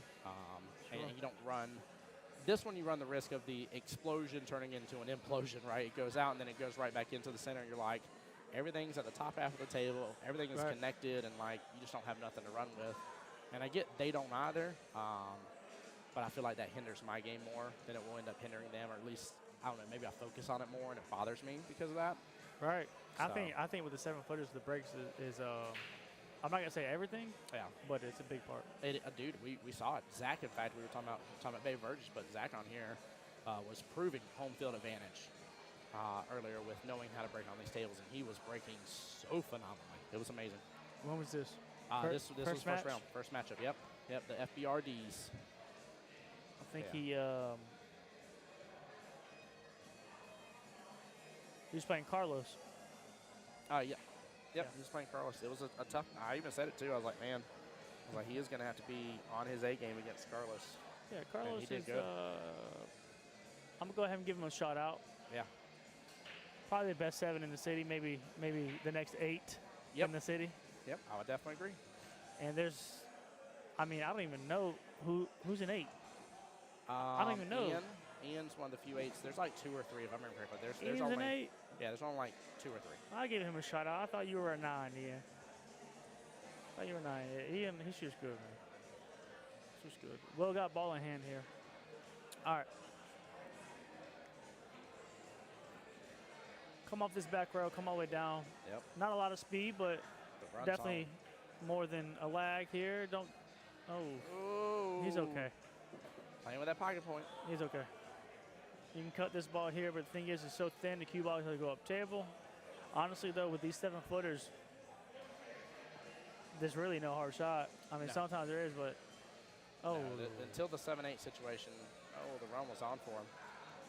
oh, And Jason, I like what you said too about making sure to stay down as well. Yeah, I do fairly well with my breaks for the most part. Like I said, I've gotten that. I won't say it's down pat, but I would say for the range of player that I have the capability of being, I got it down pat for my range. Definitely something I still got to continue to work on. But I'm at least to the point now where like I don't like it being random. I don't like knowing that cue ball's just flying all over the place, anything like that. So. good speed.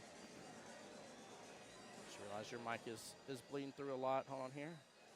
Talk to me again. Timmy, we good? Yep, should be now. There we go. Laurel, what's up? So he has a good run out here. Laurel, Kelly is walking around with little baby Burgess in her hands. So I do apologize, but I'll tell her you're in the stream here once I see her again.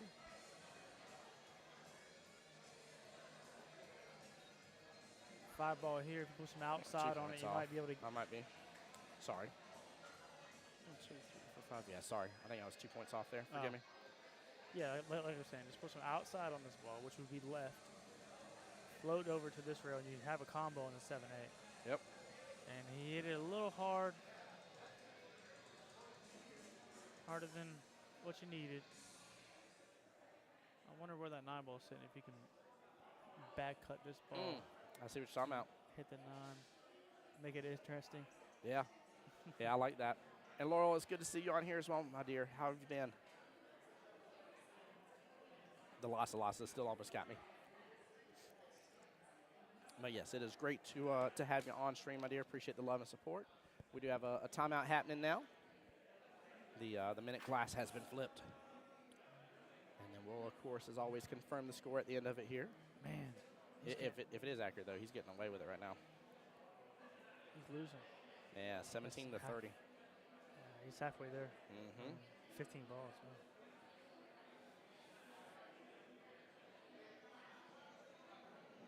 Dang, I didn't know that was the score. I just Yeah, I'm fairly certain he's only it's made accurate, one but- ball, I think, since I sat down. Yeah. Well, Couple. yeah, couple. Yep. And again, Song Q is up on this. So, Here's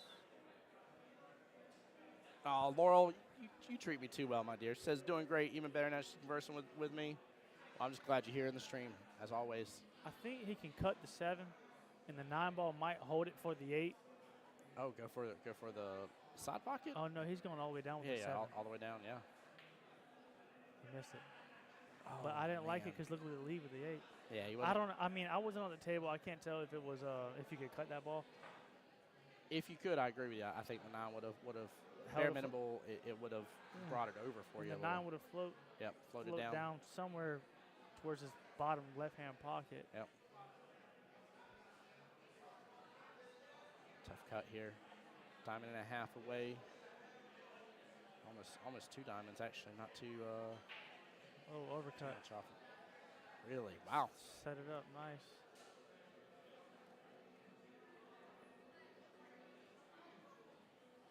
Yeah, this is huge. I like slow on this. He is going to use some inside on Yeah, it. you need some Yeah. inside on this one. Straighten this up. Oh.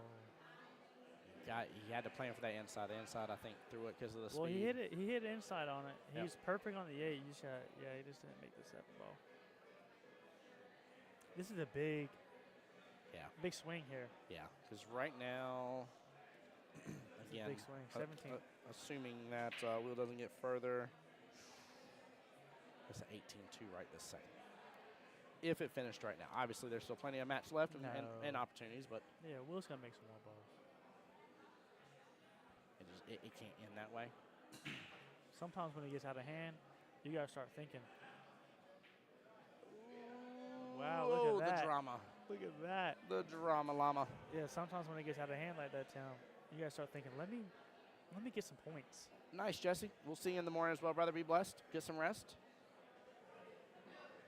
I like that. Had a good match today against a good team. I like that. I like hearing that. Should be banking this ball here. That's the way it should be. He's cutting Went it. for the cut. Yeah, just trying to float between the rails. Yeah, it's Kinda- going to come out way too far. Man. I mean, the ball goes tough though. Yeah. Thin cut. This one to shoot confident. Go up and down. Oh, Jason, you're good, buddy. I He thought you got were talking about the that's funny. I thought you were talking about the break here. That's so funny. Jason on the YouTube side just realized I had it paused. Was referring to shooting draw and just general shots. You're right. It's not speed. It's hitting the cue ball. Yep. Hitting it where it is and good straight stroke. Oh no. Oh, no, he missed the He's 9 while I was looking. Oh, my Beating gosh. himself up over that one. Oh, He had that man. one all day. I think he shot a little too quick. Yeah. Oh, wow. Jesse said he beat West 17-3 to close out in 4. Big congrats. That's why West's teams are against each other now. Little friendly fire. little shots fired there. 32. Will is playing way too fast. He has got to bring it down a notch. We will double check. I'm very likely I'm off on the score because I was definitely missing some earlier. So Yeah. That's what I was thinking. He got down on the 9 ball. Kind of took advantage of it. A little fast. I see Joel shaking his head here.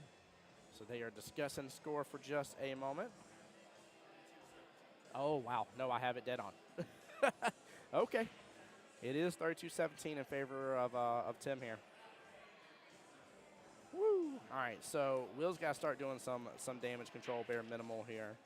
Skill level 6, 17 points, so he's 1 point away from the next split. And then 23 gets him the next one, then 28. So it literally goes 18, 23, and 28 to get him more points for his team. And again, I know he's captain. He's definitely taking on the pressure here of them already being down like they are 17-3, but if this ends like that again and they're down 17-3 for a second time and then be 34-6, that is going to be. I'm not saying you can't come back from it. I ain't saying we just watched Christian Angels do it, right? What were they, 32-9 or something? Yeah. What were they? It was. I think it was 31-9, and then Gwen. Yeah, 19-1. Yeah, 19-1. Yep. Now, that's insane. Now, I was just telling them last year, at triannuals, we were down 27-11. And That's a lot. It's tough. yeah. We thought we were, we just kept battling. But we ended up getting out of triannuals, going to those cities, and winning, actually. So it's not like it can't be done. Yeah. But Just a tougher path. What a cut. oh, good. Goodness gracious. Shot on the one ball. Wow. And hitting that instant replay here. Top right-hand corner of your screen. Yeah, I can't believe can't- yeah. he went for it. Yeah, I mean, he's up, so no, go ahead. Yeah, no reason not to, but Go ahead. look at this, too. Wow. And he's on the 2. He's perfect on the 2. The 9 ball might hold for the 3. Oh, good luck, Jesse. Angels are a tough team. Gwen shot phenomenal. The only thing that I thought was interesting is they didn't set up in any way, shape, or form to be able to play Logan or Christian.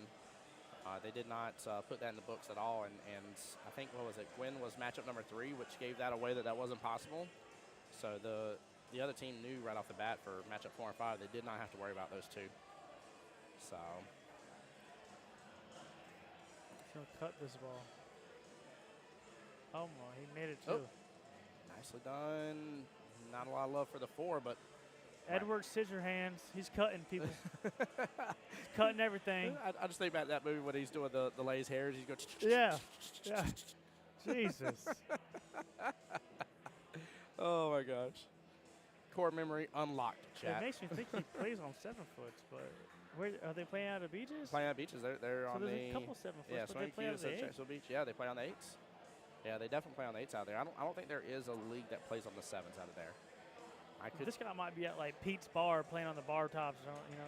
Maybe so. He feels really comfortable. Great hit on it. Sure, he's shooting It's good. just going to fly, though. Okay, Give so him a little room off the rail. Yeah. Will has a chance.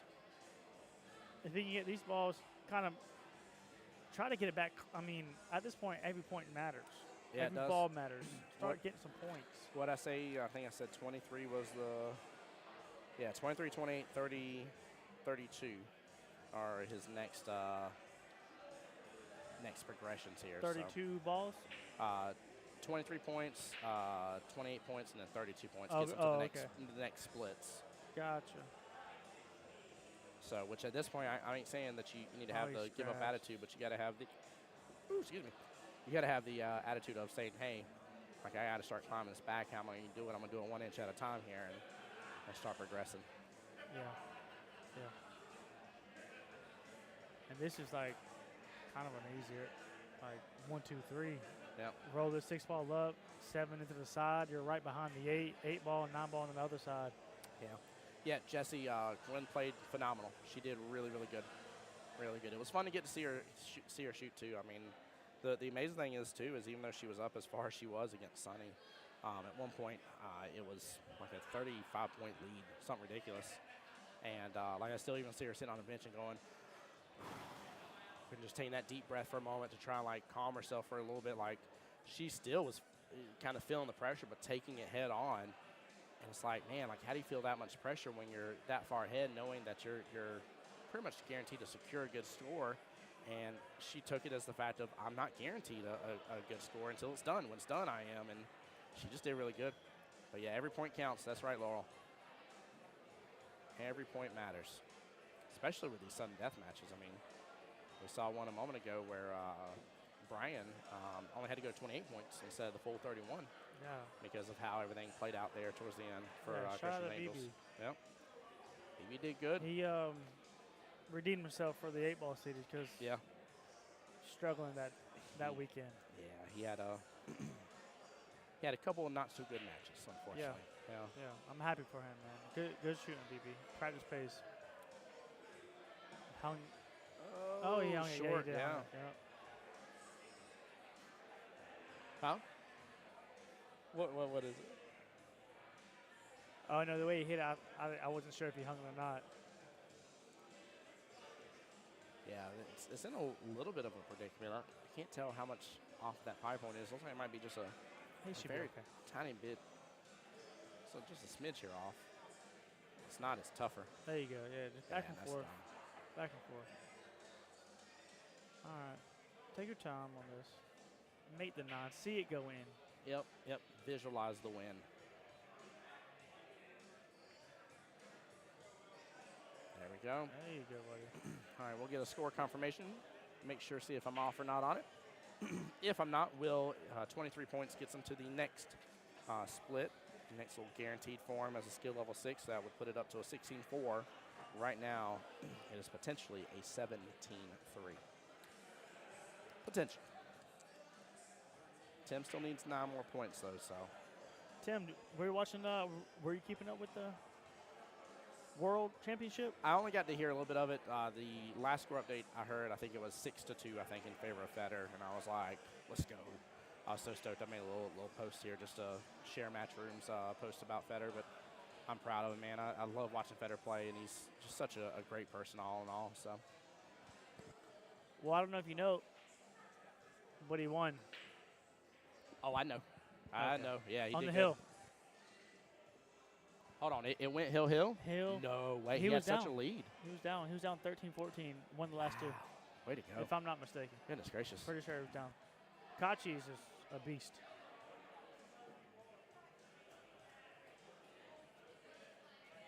And if y'all don't know, wow, look at this rack.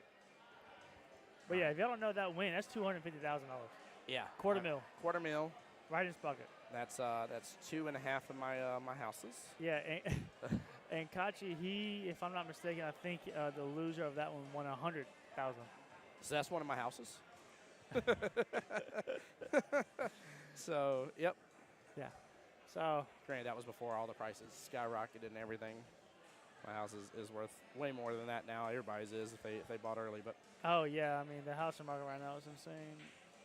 I don't even want to talk about it. Smitty said no taxes. Yeah, don't be touching my money, Mr. Government. Give me that full quarter mil. Watch him cut this ball. He's been cutting everything. He's gonna go for it. Oh, the one ball.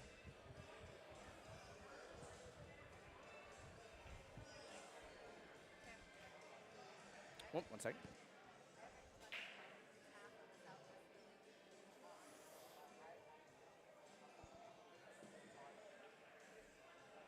Can't tell. If Mike it's, is hooking us up with a little bit of fan love here. it's hot. Oh, dude, it is. I'm burning up so badly. Oh, thank you, Mike. Let's go. I will not turn down taking the fan from him.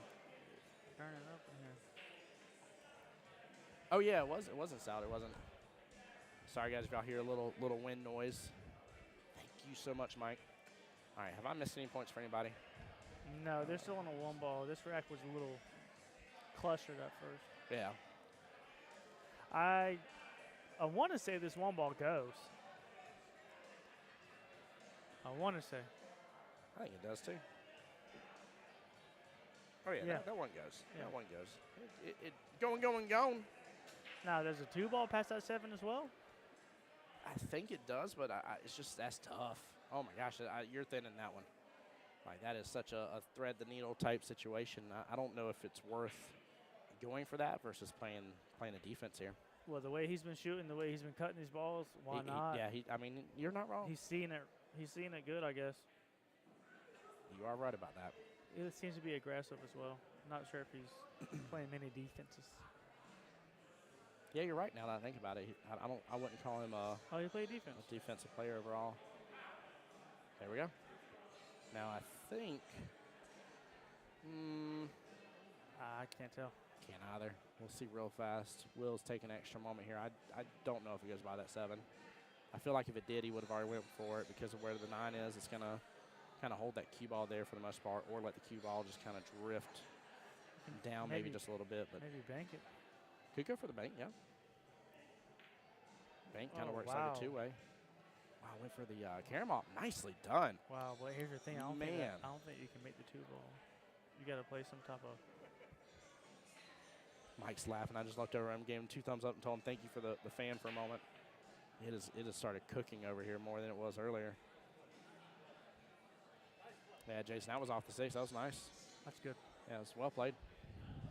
Very well played. There's that fan. Yeah. Ooh, that feels good. I'm bringing my fan tomorrow. In fact, hold on here. Set a reminder, 8 a.m. Bring USB fan. There we go. Got it. Sorry, it's me. Here, hold on. Let me turn it just a tiny bit for us. Is that on you? That's yours now. Hold on. Yeah, I'm Tilt good. it down. Won't go down anymore? Okay. Might just been trying to hook us up with it. That's on me. Here, I'll do this. There we go. Ta-da. There we go. We got it now. We're good. Let me know if too much of it's coming through, guys. I'm sorry. It's hot. I guess some of it's still coming through, isn't it? I'm trying. I'm sorry. A little bit of it's coming through. Yeah, a little bit, yeah. All right, so this 2-ball, he can actually make this 2-ball. It's probably going to run to the 5. The 5 might come back into the middle of the table. He could hold forward the 3, so he might get shapy if he makes this ball.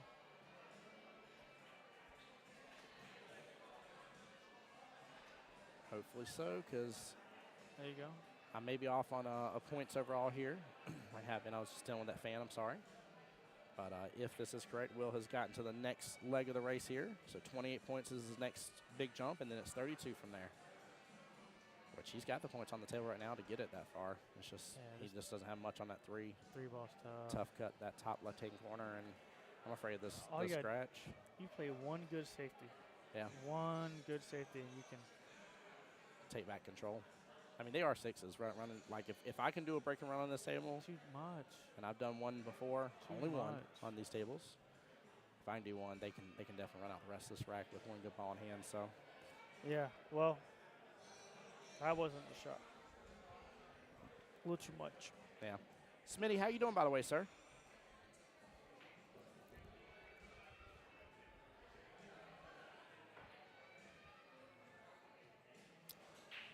So What you Jack got? Smith, he says it was in Saudi, yeah. Oh yeah, No for taxes, Pettit, but yeah, the thing no is taxes. that once you come back in America, you get tax on it. You Yeah, have to. If you're yeah. bringing money in, you get tax on it. Yeah.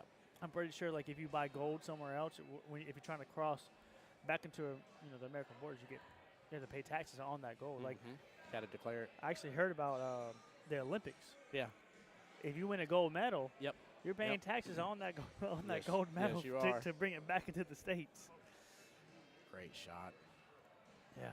Nice smooth stroke here, and He's- now this is just smooth. This This is easy here, easy there. One, You can two. play stop shot here. Oh, he's. Again, I may be off on the score, so we'll see this. I may be off by I mean, point he for might need 10-2. one ball for the Yeah. break or something like that. Maybe, yeah. I mean, this is this is like a drill. There you go.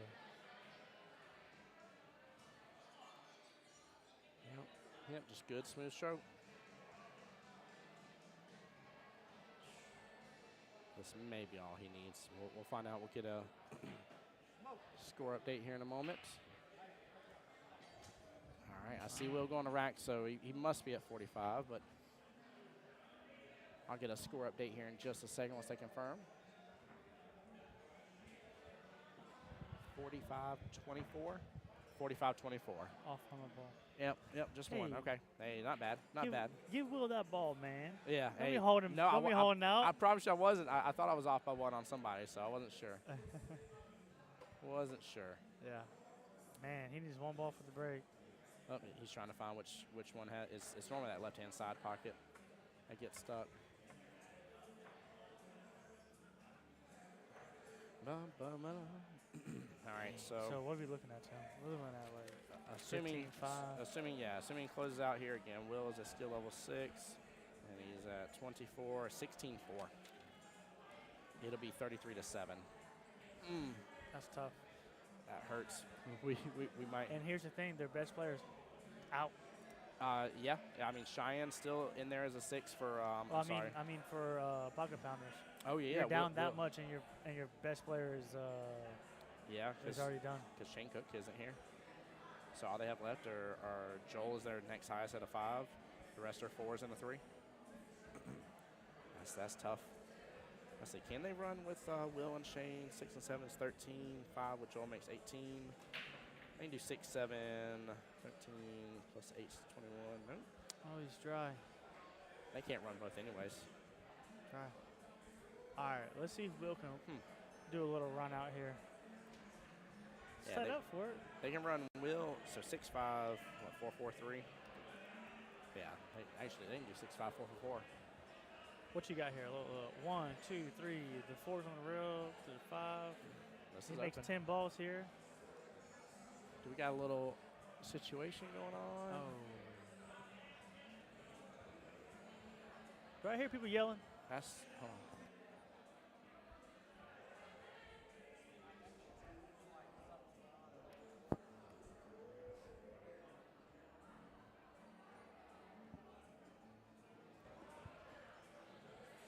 Ashton, what's up, my bud? Back on the YouTube side. Ashton, how you doing? This might be it right here, Tim. Yeah. Yep. Yep, it is. All right. Sheesh. What did I say? 16-4, right? Didn't I? 16. 16-4. Double check. I don't know why I'm thinking about it again. Yeah, I need to trust myself. 16-4. As the team comes over here and says, smoking. Them Qs Yep. are smoking. 33-7 overall score going into matchup number 3 here. Goodness gracious. Yeah. You are 17 points away if you get another win on your belt, or 18 points at most between 3 matches. Yeah. You could literally lose the next 3, 14-6 each time, and you win. And you win. How crazy is that? I don't believe it. I know the math is accurate, but I don't believe it. Wow. Goodness Wow. gracious. Wow, Well, wow, wow. They might win it in 3 racks. Or Yeah. three matches. they definitely could. It is possible. It is possible here. Well, it was Smoking Q's put up, so Pocket Pounders is back in action. They're going to be throwing blind here. I think we're going to see Joel put up here. Joel's their 5. I think you kind of have no choice because if you lose on this one, I ain't saying it is over Yeah, for no, you, but you gotta play one of your better players, get back in it. the best loss you can have is 12-8, which would put Smoking Q at 45 to your 15. You can't lose. So you can't, yeah, you can't. You gotta win. Yeah, You gotta win yep, the next 3. You have to win Yep. the next 3, and you gotta win them fairly decent. big, fairly Yeah, decent. yep, 100%. All right, Tim, listen, I'm gonna go Go, brother. to the bar, grab a drink. Appreciate you so much, sir. Come on Yes, back if you want sir. to. Yes, sir. But I appreciate you so much, Will. Yeah. Guys, show Will the love and support here. Mr. Willie Moscona here. Thanks for having me on, Tim. Thank you, brother, as always, man. Appreciate you, sir. Much love and respect. One of my favorite people to go up against on Tuesday nights right there. Smitty says, Smitty, if you're here. Well, actually, no. Smitty, are you APA still? Do you play APA, buddy? Sorry, I know they are trying to keep it. I had a couple people interested in it, and I had to, unfortunately, decline a couple people. I didn't stress that when I made my original post. They do want APA members behind the mic with me with their stream. So, yeah, Jason, they got to stop the bleeding. Jason on YouTube side said they have to stop bleeding for sure. They do. Definitely Joel is going up. I figured that much. Joel is a great choice here. Joel being a skill level 5, very solid player.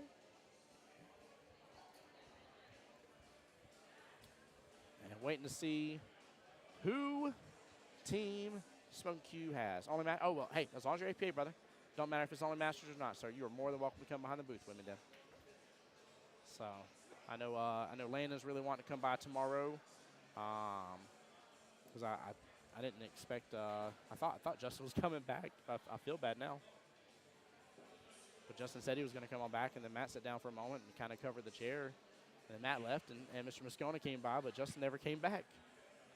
So, Deborah says, hey, found you on YouTube. Deborah, thank you, my dear. I will actually be starting up a official Voice of Jacksonville Pool business page here soon. And that way I can properly be able to do some stuff as I need to be able to do. Right now it's set up as a personal page, and that causes so many issues, unfortunately. So I am trying to get that adjusted and may actually have that up as of tomorrow here. So once I do, I'll send the link out to everybody. I'll definitely post on the personal page because it is set up not like a business page, and I can't force it into a business page. Facebook won't let me switch it, and that was my fault when I first initially set it up. But hopefully we'll be able to have the live stream on both Facebook's Jacksonville APA and mine, and then both YouTube's Jacksonville APA's and mine as well. Give me 1 second, guys.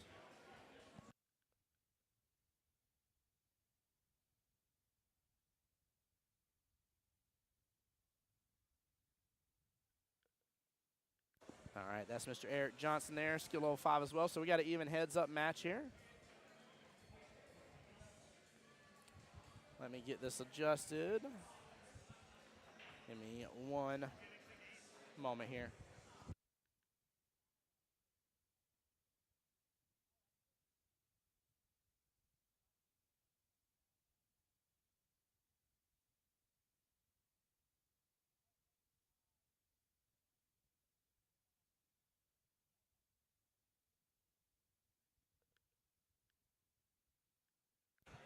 All right, here we go.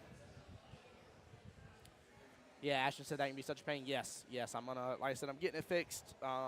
It just sucks because I already have so many followers on the Facebook side, and I can't fix it. But I've talked to Kelly about it earlier, and she said you need to do it before you get further along. And I was like, you know what? I was like, you're right. So I'm gonna make that step forward. Gonna make that step forward. So I do apologize for everybody having to refollow another Facebook page, but I will get that up and going. And then, like I said, should be able to via restream be able to send it to both Facebook pages at the same time. So if anybody's on Team Eric here, well, Team Eric is on Team Smoking Q, and Team Smoking Q is in a great lead. Joel has got to pull out a good win, and preferably not just a 12-8 situation. He's already firing off like he knows what he's got to do. Mission accepted.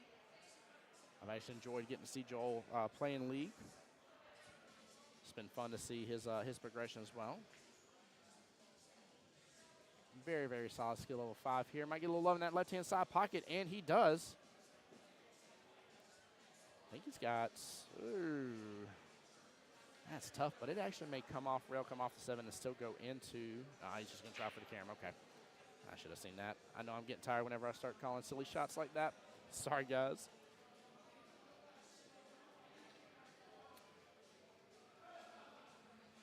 Four ball here in the corner pocket.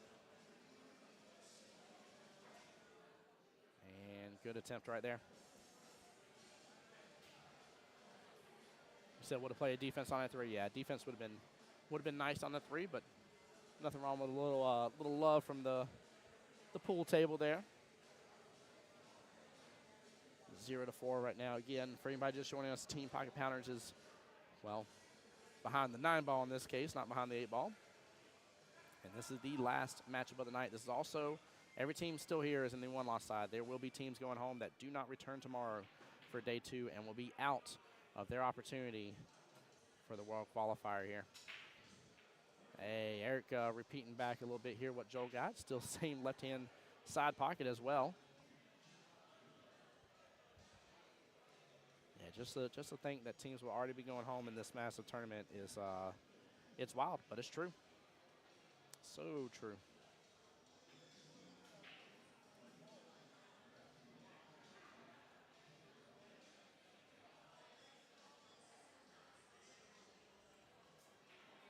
Joel with a huge opportunity here to potentially close out this first rack really strong.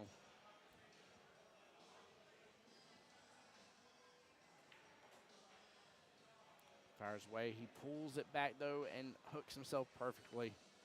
Whew, very unfortunate. Hey, Lisa in chat says, come on, Pocket Pounders. There you go, Lisa. Show the love. How you doing, my dear?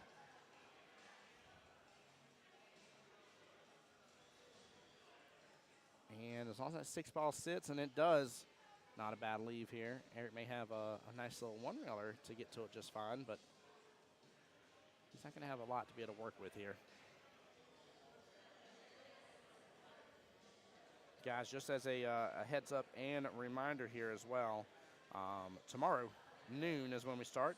I won't be here right off the bat, but Kelly and Mike and them will have the live stream going for you.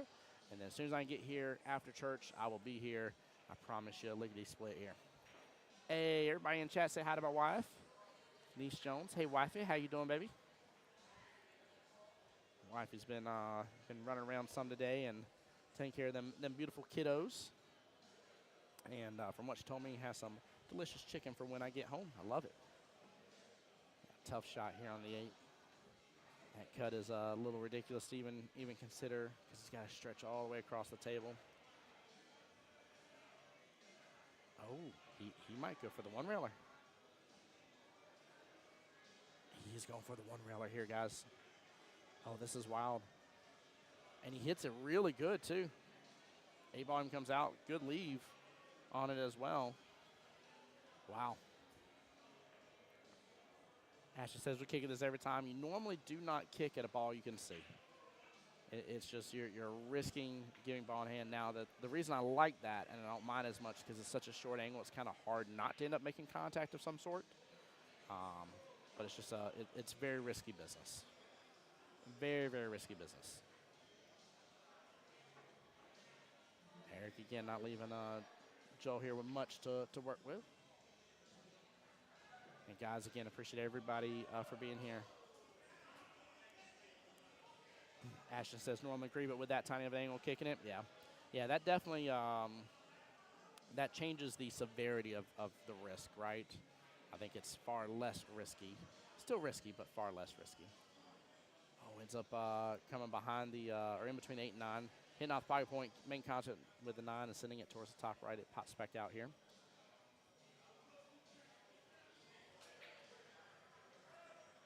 Eric doing a great thing there, double checking that it is ball in hand. Keep in mind that is a great sportsmanship thing to do, just to double check here. And Eric with a huge opportunity here to bring back some of the points for the very first rack and not let Joel run away with it.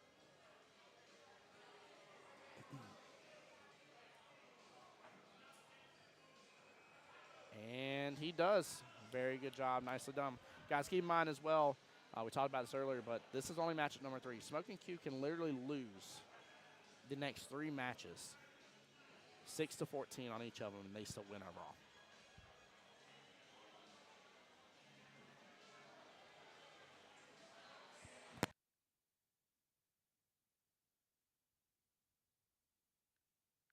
Perfect. Score confirmed here.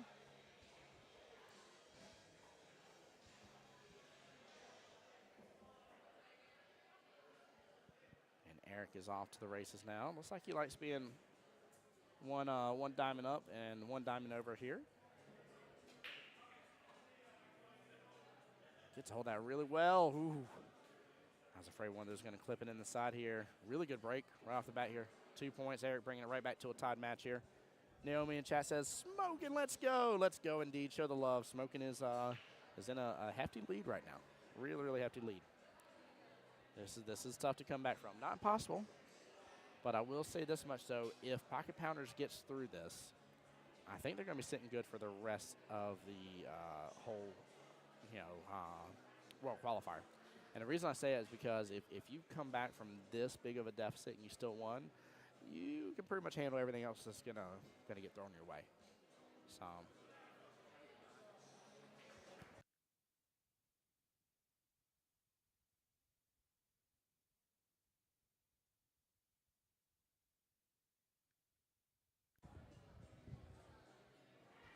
I do apologize, guys, if y'all hear a little bit of wind in the background.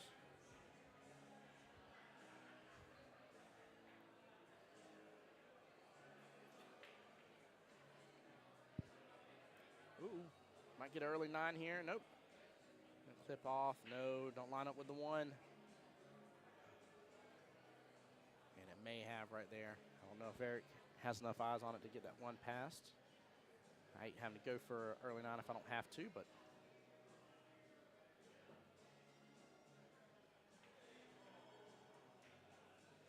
And gets a little double bump in.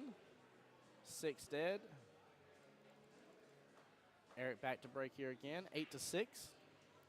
Overall match left 30-32. Let me cheat here real quick and use my bracket here to see sudden death. Helps if I refresh the bracket. Sudden death's at 10 o'clock, so we are an hour and 12 minutes away from sudden death here.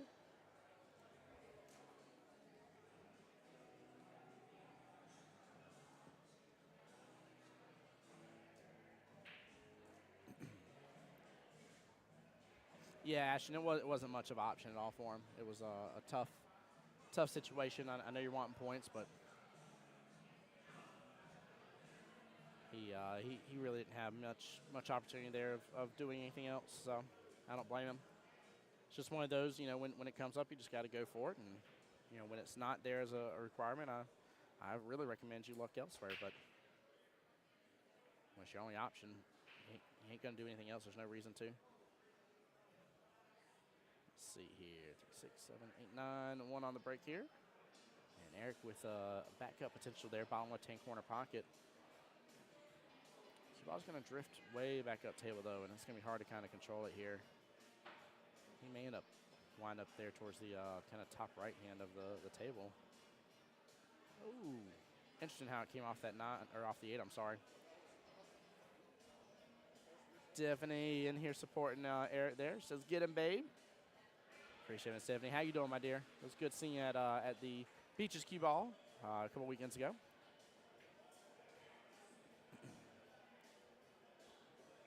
Yeah, Ashton, I definitely agree, brother. Definitely agree. He said I might have tried to play the 1 off the rail in the 9, see if I could get the 1 to go across. Yeah.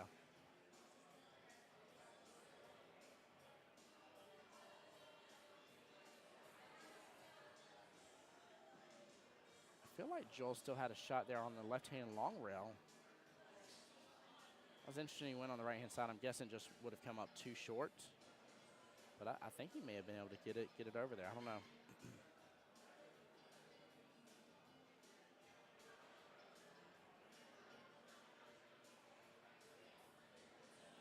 Let's see. Eric just needs a little bit of angle here, a little up on the 1. I kind of like drawing a magical crazy line here. But kind of like being about right here. Come into the 1 off rail and back up a little. Oh, he followed through with that a lot. Just going to get stuck behind that 7. No, he may not have. I don't think he did, actually. Yeah, he got in good shape with it. He is fine.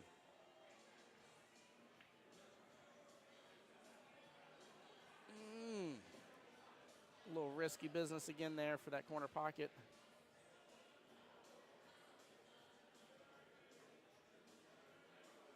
Eric up 5 points against Joel. Joel feeling all the pressure in the world. Keep in mind, this is, again, matchup number 3 and number 3 only. Is he kicking at the 3? He must have been hooked on the pocket point. 7 made no, oh, man. 7 made no contact. He had to be hooked on that pocket point. I should have switched views for a second. That makes complete sense. Good try there, Mr. Eric. Tough situation. Very, very tough. He's trying to make the best out of that. He was behind right up over here with it instead. So going up table is not an option. He had to kick on out of that instead. Good try. Good try. I know that camera angle didn't really give us that best view, so I do apologize. Yeah, Ashton didn't look like he was at first. He had to, though. These guys are high enough skill level that I find it very far-fetched otherwise if he would have went for that way.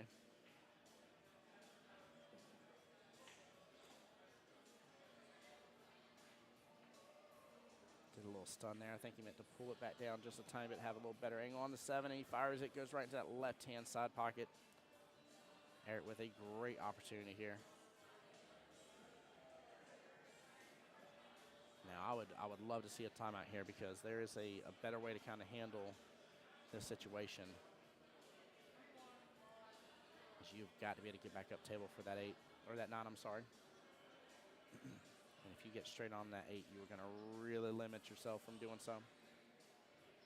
And he's got such a far back bridge, too. Oh, man. There we go. Nicely done.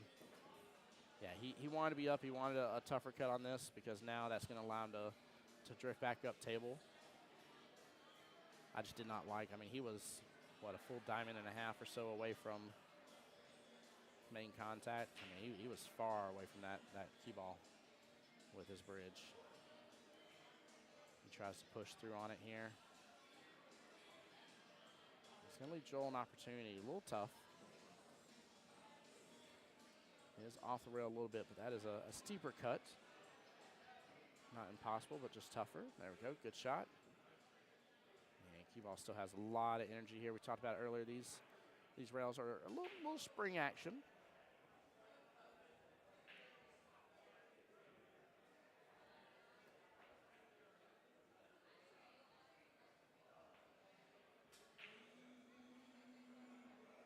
Very good try.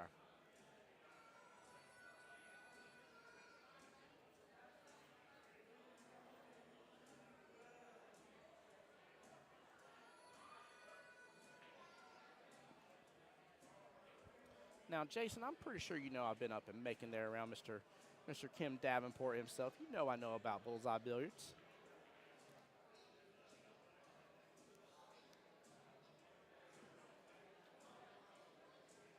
Ooh, what a leave. Oh, my gosh. Wow.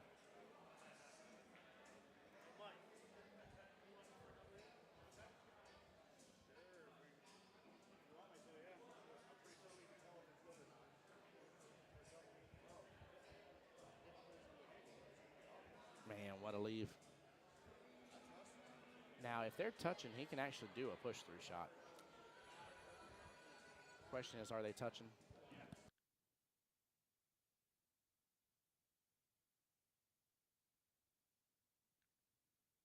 Yeah, they're frozen. Actually, there's no risk for. He can do a push-through shot here. Cheyenne said they're frozen.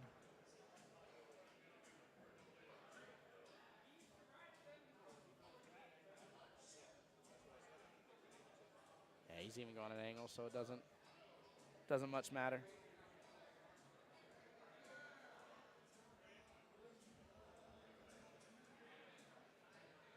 Yeah, good hit, good leave too overall. Nicely done. Let me double check with Mike, make sure and see if he saw that it was frozen or not.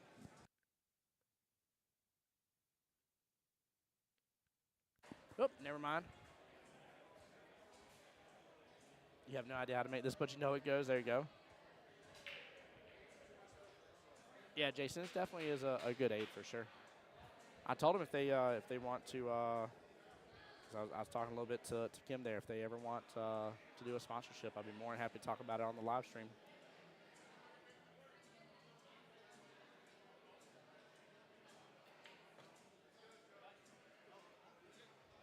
Oh my gosh. Should be tied 12-12 here. I'll get a score confirmation here in just a second.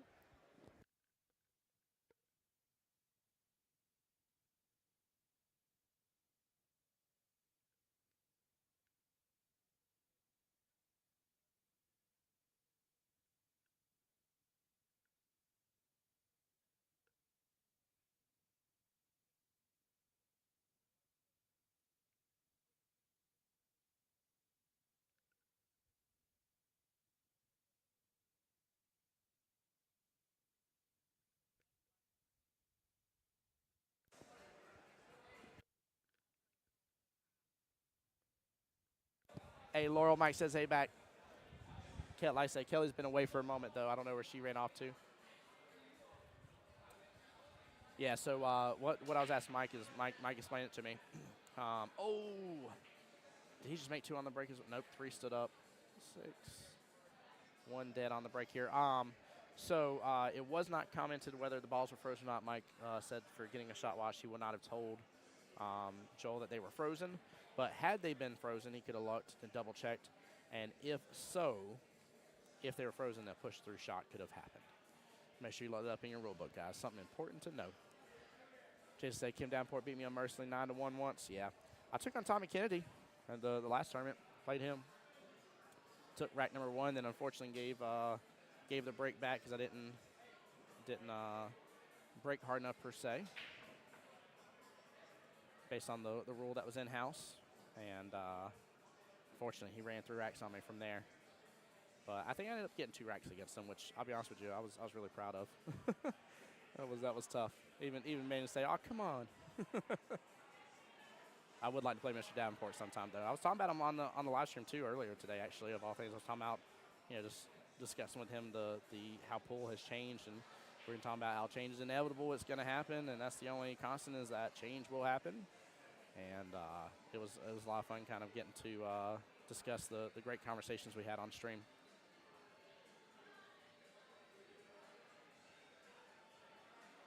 Nice little one, possibly two rail kick here on the two.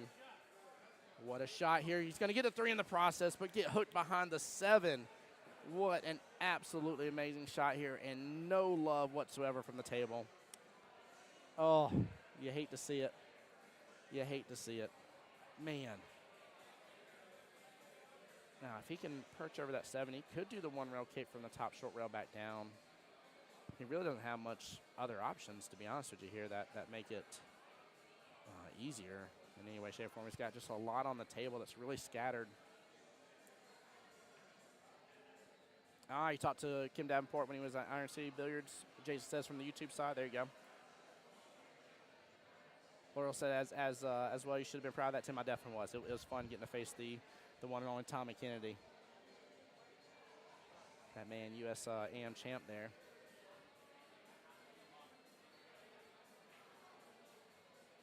Speaking of USAMs, the closing for them is real soon. I don't quote me on it, guys. Double check the APA app. I think it's like a week away until the signups close for the preliminary rounds. Yeah, Ashton said had to kick at it. Yep, for sure. Had to kick at that too. I really like the 1 rail though. I really like coming off the top short rail. Oh, Eric let all that energy still fly on by. I see some pool shooting juice coming over to the table. It is a week away. I was right. Hey, Kamen, what's up, my dear? Yep, he sure did, Smitty. Sure did. I got to talk to him about it.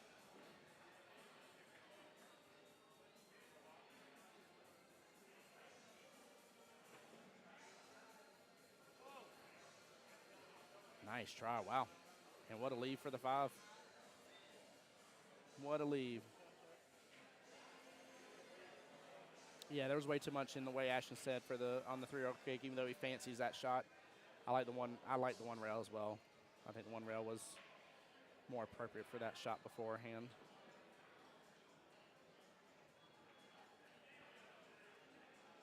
Joel and Eric keeping this really, really close. No, Smitty, I don't have it. No. We actually got to play with it last time I was up in Macon. I get to see him pretty often up at Bulldogs, man. It's such an honor and pleasure. Cam and Lama actually got to see Kim Davenport and Tommy Kennedy last time we were up there, too.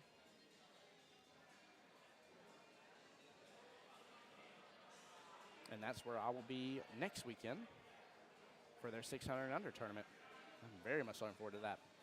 I'm praying it fills up. I'm praying it's 2 full days of action, and then I'll come on back home, celebrate Father's Day with my family once I come back.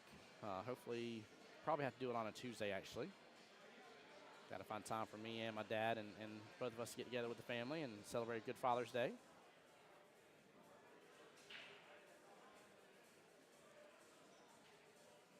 Joe coming up short on that 5 here. I'd really love to see. I don't think. Could be wrong, but I don't think I've seen a timeout yet, and we've got to start seeing some timeouts being used for sure.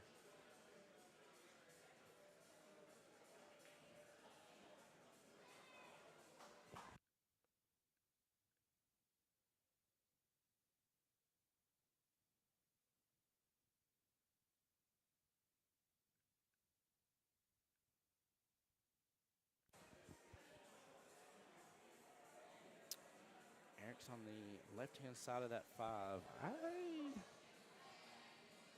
I'm not 100% sure about this.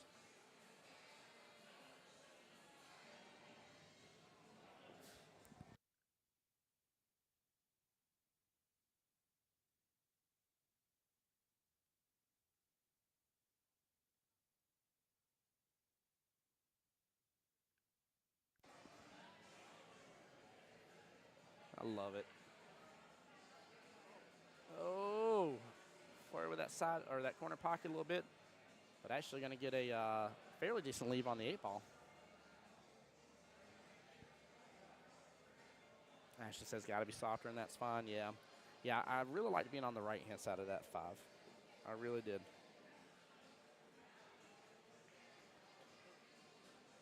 But that is also, you know, again, one of those situations where you got to shoot what you're most comfortable with, too.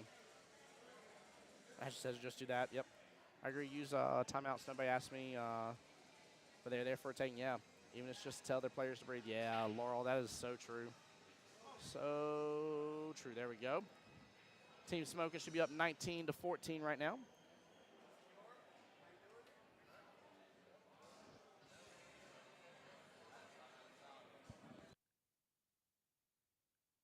Sorry, I'm waiting on score update, guys. I'm going to mute real fast. Be right back.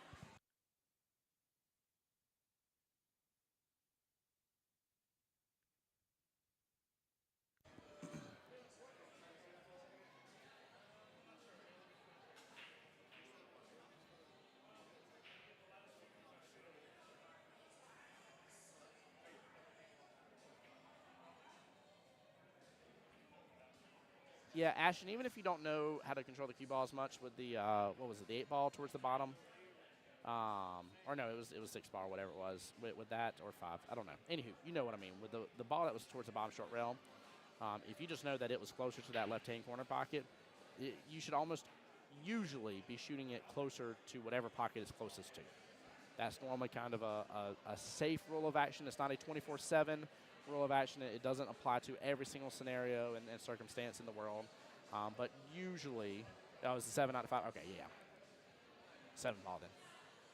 Whatever it was that was right, Cheyenne's in my Shire, but it was like right like here. that ball right there on the last rack. It was way closer to that left-hand corner pocket. That's the pocket you usually, again, I'm putting this in air quotes. You can't see me doing air quotes on the air here. I don't have the webcam pulled up right now, but usually that's what you go after.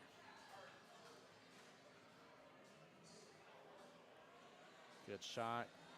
It's going to be up against the rail a little bit, but there we go. Eric up 21.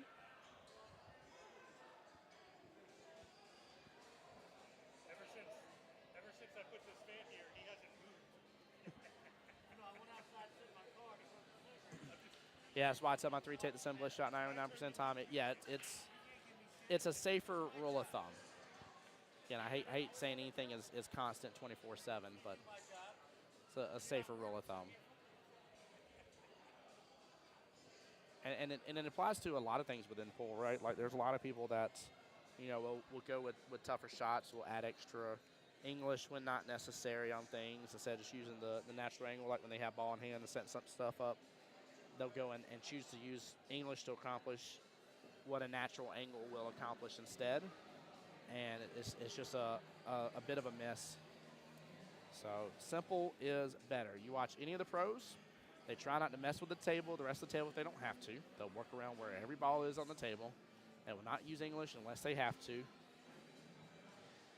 Like it's just not, it's not a consistent part of their game to where they will use those extra things.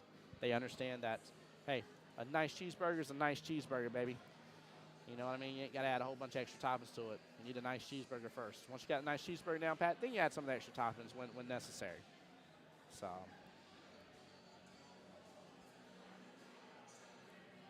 Jason, I like that. He says, always play the percentages. Mike got me so good with that one night. There was a shot that I took, and he looked at me and said, if that shot was a $100 shot, he said, would you have played it? I said, no. And he's like, so why'd you play it right there? And I'm like, gosh, darn it. I was like, why'd you get me on? I was like, you're right.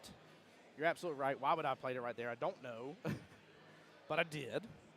And he was like, yeah. He's like, you shouldn't. He's like, don't play the shots that you don't feel confident at. There's just no reason. You know, you might get a hero play out of nowhere, right? You know, something that looks great and fancy and happen to work out to your advantage. But, you know, he put it down to real good perspective for me. He's like, that's a $100 shot right there. You taking that same shot, or you doing something different? I'm like, I would have played defensive. He's like, so why'd you go after that shot? I was like, I don't know. But I was so mad, too, because he just hit the nail on the head of just, like, make me think logically. I'm such a very logical person. I may wear my heart on the sleeve for a lot of things in life and stuff like that. But when it comes down to breaking stuff down to me, I love logic. And he just put it in such perspective for me. I'm like, yep. was like, I'm not swinging at that like that for $100. I'm just not doing it. So, ooh, 9 creeps up on top of the 5. A little bit of space between them, but not much. That's going to cause a potential issue with that 5 ball here. Joel is slamming things a little too much. Almost ended up hooking himself on the 4 ball here. Keep in mind as well, guys, as Eric continues to go up further and further here. We talked about this early on, but in case anybody's just joining us for the first time tonight, I just want to point this out here. Team Smoking Cube can lose the next 3 matches 6-14. That will give them 18 points overall, putting them over the 51 mark, which will put them as the overall winner here. So Team Pie Pounders has got to get wins under their belt, period, no ifs, ands, or buts. So it gets very dangerous when somebody like Eric, who's a skill level 5, is already at 21 points. He's at a 16-4 right this very second. He is 2 more splits away from making what I just said potentially true.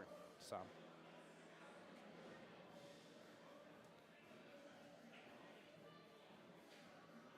Ashton says, I just can't wait for the day until my skill level 3 stops setting up for a combo when he gets ball in hand and I can stop wasting a timeout.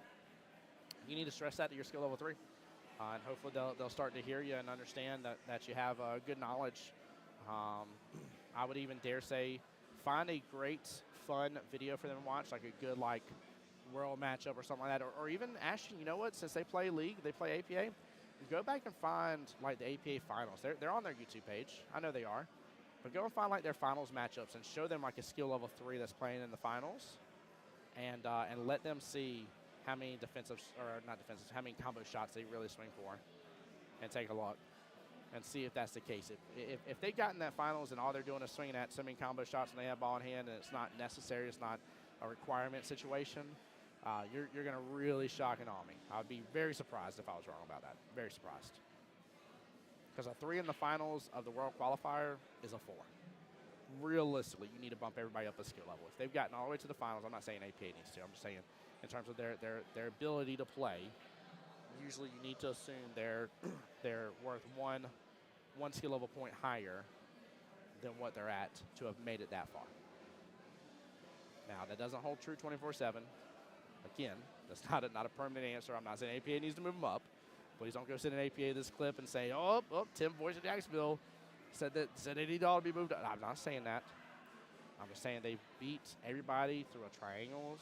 Well, not beat everybody, but they had to have played well with their team at some point in time through triangles, through World Qualifier, and through multiple rounds, multiple days, and beautiful Viva Las Vegas to get to that finals. And you tell me that they're shooting as many combo shots as they want to all the time, you're going to blow my mind. You're going to make me be like I'm wrong about everything in life. Joel trying to give himself enough to pop back out here. I actually kind of just almost following us up, take 6 in the top right instead. He let it breathe in between the rails, but it shot so far back over to the left. Very tough. Ash said, last time I made it, by the way, this is YouTube comments, Facebook, in case you're all considering you're like Tim Starr to himself again. We do have 2 YouTube channels live, Jacksonville APA and Voice of Jacksonville Pool, my YouTube page as well. Both are live right this second. Jason says, Tim is saying they're sandbagging. Stop it, Jason. I knew you're joking, but I knew somebody in chat would be like, oh, what's Tim saying here? Don't read it between lines. There's no lines to read in between, I promise you. It's just what they've earned it, right? They've gotten that far. You got to take into consideration. Nice little freebie there from Mr. Joel. But actually, last time I made it to the big tournament to go to Vegas, I went from shooting like a 4 to going undefeated through the weekend on 3 teams. Yeah, it can happen. It definitely can, Ashton. And Jason, I love your toast, by the way, brother. Thank you for that. I think we're back to a tied matchup here. I got to double check. I may be off on points. I will let you know here in just a moment. Waiting for the teams. 21. Who's got the 22? Who has 22? Joel does? Cool. Perfect. I was just making sure. Yes, I was off by 1 point right there. Katrino back in the chat here says, yerp. Guess who's back? Back again. Yerp. Katrino is. Tag a friend. What's up, buddy? How you doing, sir? All right, here we go. Joel up to break. Ashley says some people just play better mentally when it matters. Man, I know a buddy of mine that when there is money on the line, and I know some people are going to take this as a potential sandbag, and I promise you that's not the case. When there is money on the line, there's somehow or another he is able to mentally refocus better than when there is nothing on the line. When he's just playing for fun, even if somebody he really wants to beat, even if it's for bragging rights, and he's like, man, I beat so-and-so, check it out. He will still end up playing better when there's physical dollar bills on the line than when there's not. Trip to Vegas, he'll play better. Money on the line, like triangles, for instance, he'll play better. It is just a normal thing. He can literally have the most respect for the person he's playing in a normal league night and want to absolutely smoke them and even know that it can matter, right, for us to maybe keep first place or something like that. And I've watched him absolutely still mentally not handle it as well as he does when there's some sort of a prize or money on the line. That boy, if he ever gets to Vegas and gets in the finals, is going to play phenomenally, 100%.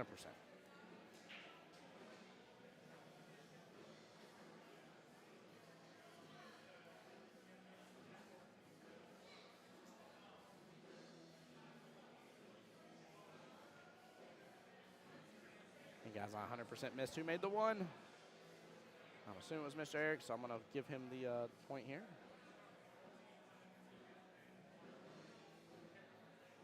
Yeah, Ash and I agree. The it's just for fun mentality kicks in even if you don't want it to. Yep, Ash is saying that on the YouTube side. I agree. It really, I mean, and there's some people on the reverse that can't handle the pressure when they know a prize or money is on the line. You think it was dead? Okay. I will back it up then. Oh, yeah, that's right. Q jumped off the table. That's right. It was definitely dead. Thank you.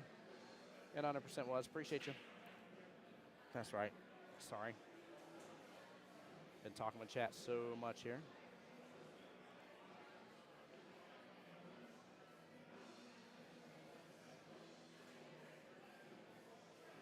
Yeah, that's right. The one definitely jumped off. He lined up with Kibal, and yep. Thank you, Ashton. Appreciate you, buddy. Sorry, guys. I know it's getting a little later. I'm definitely draining a little bit. I do apologize sincerely about that.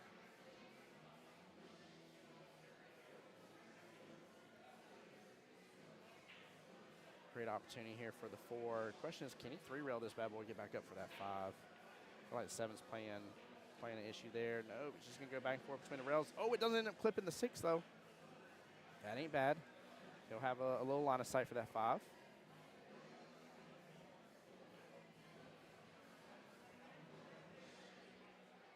Laurel says, so Tim, what you're talking about, meaning better players, better matches, et cetera. This is why I absolutely love Masters. Yeah. Yeah, Masters is a lot of fun for meeting and getting to play better players. It's good. That's why I'm so thankful, too. I feel that, you know, it saddens me that some APAs don't have it for the Padawan. That's why I'm so grateful to Mike and Kelly for having Padawan Masters here. For us skill level 5 players, the 5s and 6s, to be able to participate in. Yeah, I definitely highly recommend Laurel. I love Masters. Masters is a beautiful, beautiful format for APA. And the nice thing is that Masters will 100% allow you to grow your game. I have zero doubt about that, 100%.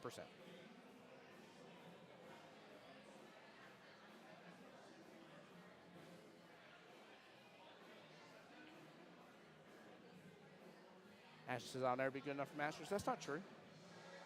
That's not true at all, my friend. Ashton, what skill level are you in APA, bud?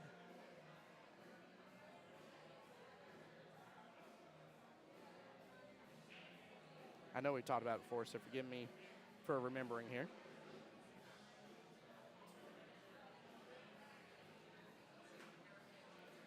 Tough situation here. That 5 and 9 has a smidge of a gap between them. He says, I'm internally a 4. Oh, no. But what are you ranked as? Laurel, you came up with the name Padawan? That's phenomenal. So, guys, for those who don't know, by the way, our Masters team is for the regular Masters, it's called Jedi Masters. Our, 5, skill level 5s, essentially. 4 5s, per se. Our Padawan Masters is what it's called, which makes complete sense if you are into Star Wars at all. If you're not, you're like, I don't know what they're talking about. Ashton, you're a 4? Yeah. So your area may not offer like the Padawan Master style gameplay. So that could hinder you from getting into Masters. Not to say you Couldn't one day, but it definitely, you definitely have to go up in skill level before you do. But if you do, you're going to have a great opportunity to have some good fun. And definitely go in it with a great open mind and get to play some higher ranks.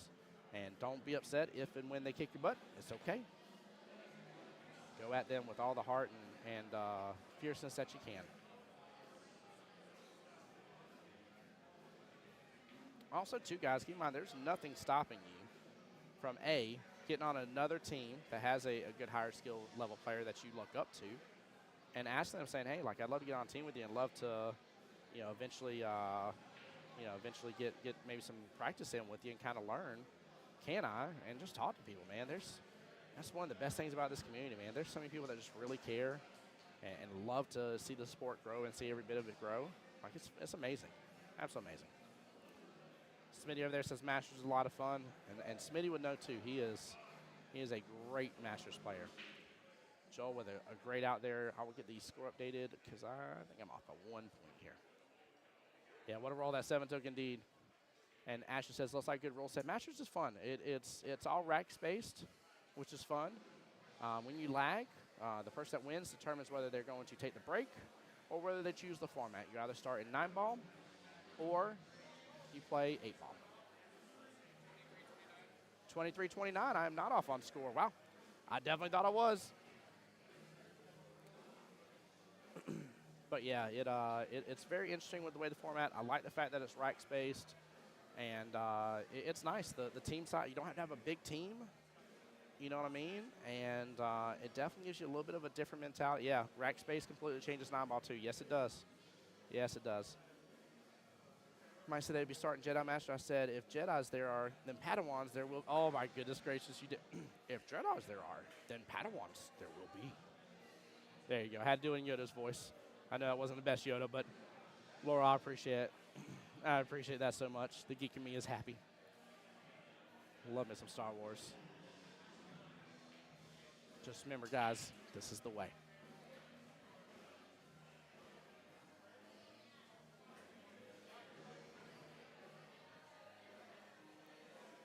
All right, let's see here. One on the break here by Joel. Joel in a little bit of a lead here, which he needs to be. Kelly, what's up? Hey, hey. How you doing? Hot. By the way, Laurel says But we're hi. good. Hi, Laurel. It's Lassa. We're talking about the creation of the Padawan Masters. Padawans and Jedis. Padawans and Jedis. Yeah, trying to be very encouraging, Mr. Ashton, on the YouTube side here.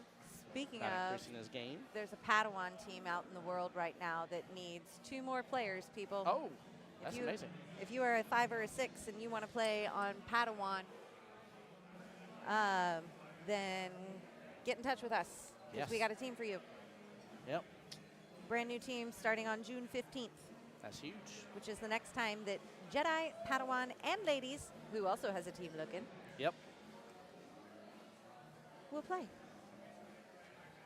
Yeah, I was just bragging about how much your skill can definitely grow from being on a Padawan or Masters team. So, Laura said, I love hearing you do it in your Yoda voice. There we go. Michael Kane wants to know, which night does the Padawans play on? First First Saturday of every month, Yep.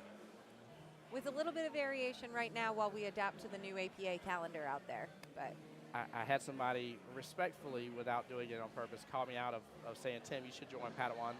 I was in Padawan. I loved it. That's why I can encourage it. Unfortunately, my career path is keeping me out and about to where it's just very tough to give up a Saturday on a weekend versus being out and about doing other commentaries. So it's tough for me to. I want to do it. I understand the want and knowing how much of a benefit it is. I don't care if I lose. Well, I do care because I'll be on a team. But it wouldn't upset me if I lose every single match. I have too much care to say. I've lost a lot of Masters matches. Yeah. A lot. Mike Kane says, Destination League, sorry for all the questions. Destination League, when is that starting up? Destination League. How do I make this louder? Are you your mic too? Yeah, I think. Yeah, there we go. All right, so Destination League, I love all the questions, Michael. No need to apologize for that. But Destination Division is getting started again on June 23rd. June 23rd is going to be the start date. That division is up to 8 or 9 teams, somewhere in there. And that division is going to a once-a-month format now. There we go. So they will no longer meet every other week like they were. This is now a once-a-month, and that is on Sundays here at 9-Ball Heaven. And the destination has changed as well, based on the feedback that we received. Ooh. We Let's talk are about this. playing for Montreal. And Montreal has a tournament up there, the CPA Montreal Invitational, that we've been lucky to go to now 2 years in a row. And we have secured an 8-ball slot. Oui. Parlez-vous? I keep thinking you're starting a sentence to say, like, we. Oh, you are? Oui. Yes. Yep. No, he's just practicing his French. I actually, just because we're signed up for next year, which, again, shout out to Pascal. Much love to you, brother. And very much looking forward to that. But I already talked to wifey. I told her that I need to be able to spend a solid few months. I want to magically without Pat. Nobody message if I know there's a couple of y'all that may know Pascal in here just from being in the live stream. None of y'all message him, but I'm going to save it until he's on the live stream with me, and I'm going to wait for him to say a sentence in French. I'm going to hopefully be able to respond to it in French back and blow his mind for a second. That's my goal. That's my hope, dream, and desire. We'll see if I can make it happen. You want to have a conversation with Pascal in French?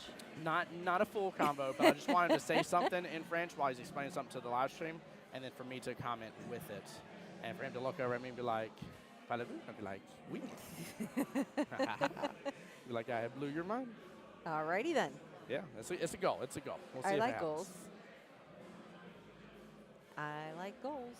I had a goal earlier. I had to put a baby to sleep. Did you see it? Oh, I love the fact you literally were full mom while you were eating, and yeah, I got to rock a baby to sleep while I ate with one hand. It was like, yep. It was phenomenal. Michael says Canada A. Yep, Canada A. Ashton on YouTube says, I could probably get up to 5. I really cracked down and spent way too much money practicing, but that's about as far as I'm going. That's not necessarily true, Ashton. Again, I know we talked last time, and I always want to be encouraging to you, buddy, but you've got to get in that mindset that you can go as far as it is that you possibly want to be able to go. I halfway agree, though, with the thought that, like, 5 is kind of a stopping point until you're going to put work in. Like, yes, that is It is true. hard to get That is beyond a 5 and not put be some dedication. intentional. Yep. Yeah. Yep. You don't randomly become an 8 or a 9, you know. Little pep talk going on here. 28-34. Joel does need the win here. However, Eric has done a fantastic job again. I like that Eric is dancing while he's racking. Both these guys, yeah. Both these guys are skill level 5s, and Eric has secured it being 6-14 now.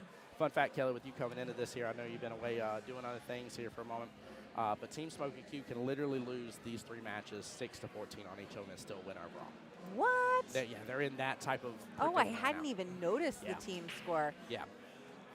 I'm also, I'm kind of jamming right now. I took a picture of what's going on next door. Do you want to see? Yeah, please. Please, I hear the band going, so it's bumping over there. Full on afros. It's Oh, a disco I love party. it. It's a disco. Oh, it is. That's phenomenal. Full afros. Oh, I love the band. That's so great. Bell that hair, bottoms, sequined pants. that's phenomenal. That's amazing.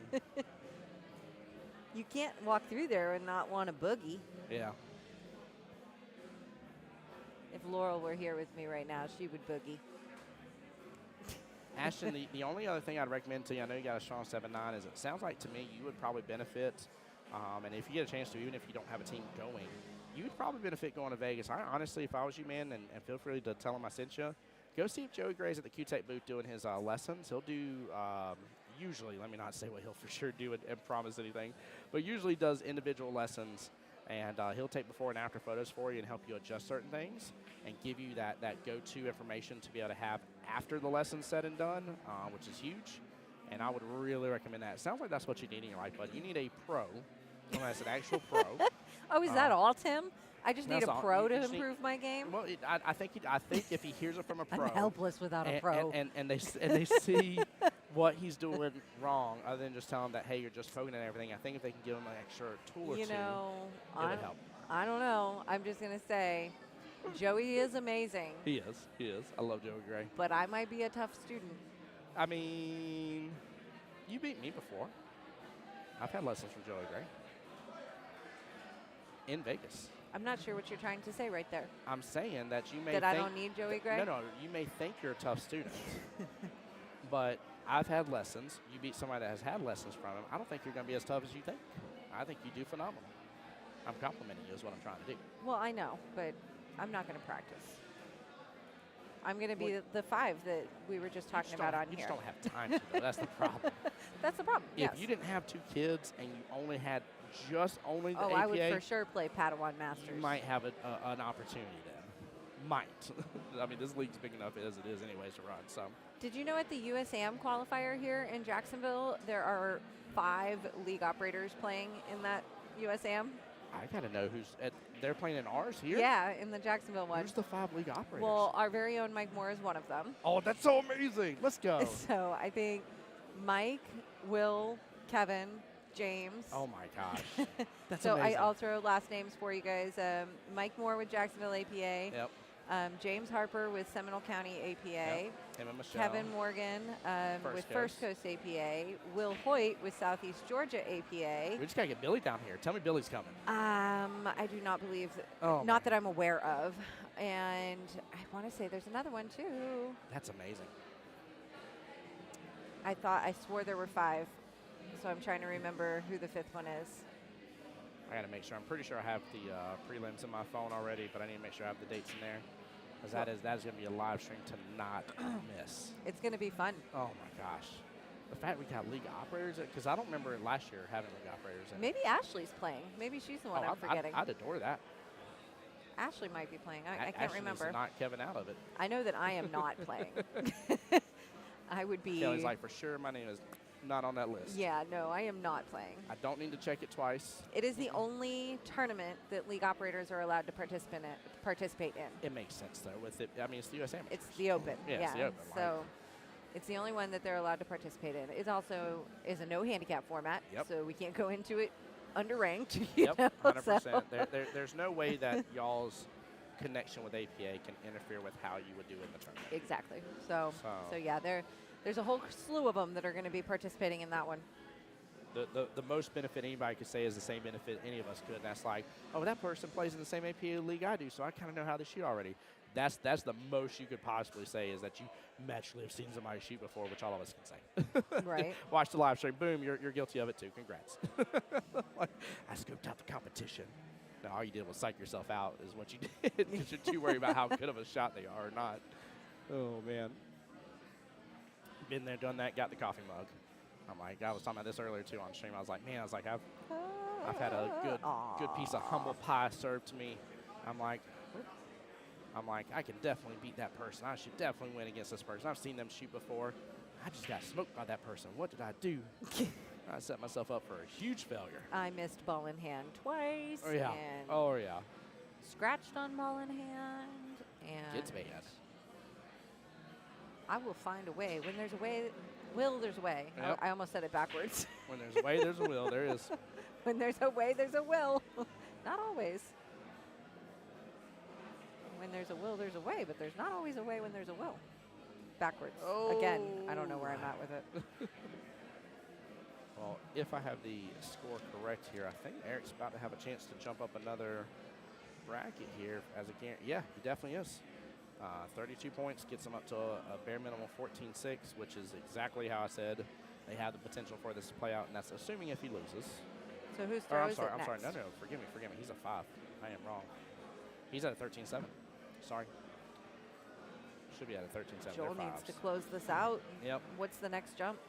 The next jump for the 5 is 34 points. So he is 1 point away from making it a 12-8 at best, or at worst. So Laurel says, me too, I'm the worst with ball in hand, right?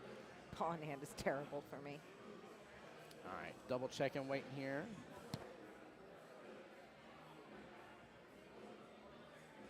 Eric jamming.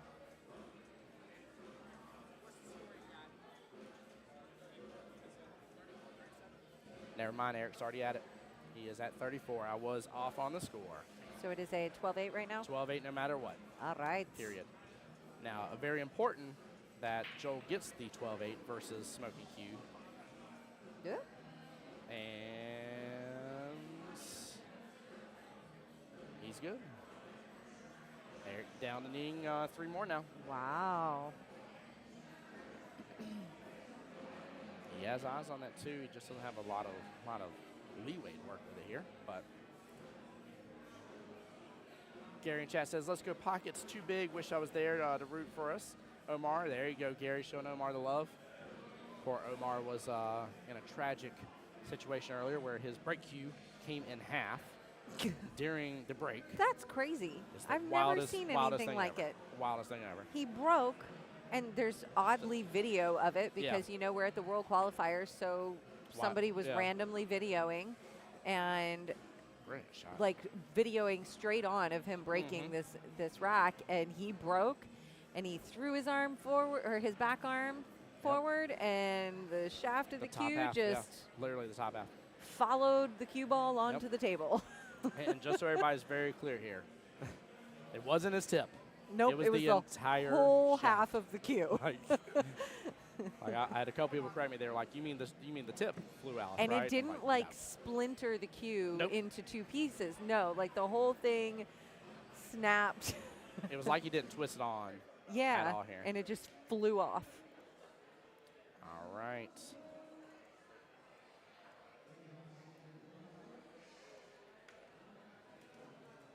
I don't know how to make that video available, Ashton. I'm sure I will. whoever has I'll it get somehow. I'll get it for it's. I had an issue earlier, so I'm not touching it again during live stream because I thought it kicked us off of Facebook. However, I will post it. I promise you. Emily sent it to me, and I will definitely have it posted for you. I swear, I promise. I'm just not doing it right this second because I don't want anything to mess up because of Restream. I went doing it on the computer earlier and it got mad. So Don't mess with our stuff. Yep, we're not. I literally had to click live back in on your end real fast, and Restream was like, "Yeah, I'm here, bro. What do you mean? Like, the stream's here." I'm like, No. Under Restream channels, you showed 2 out of 5. Don't you lie to me. I'm like, don't you act like we were good. We weren't. Oh man. Did he hit the cue ball? Yes. Yeah. He was in stroke and he made contact with the cue ball, so everything was in motion forward. Yeah, the break actually happened. Yep, like it was a good, solid break. Yep. And the shaft just kept following. Picture, yeah, like it was like a spear gun. it was He like a spear gunned it. follow-through Right. shot Yeah. with the cue stick. Yep. But it was a good, solid break to the point that they came and asked us what to do, because then the cue stick goes onto the table and knocks a bunch of balls around. And so we determined that common sense must prevail, and you should re-rack. And that's what happened.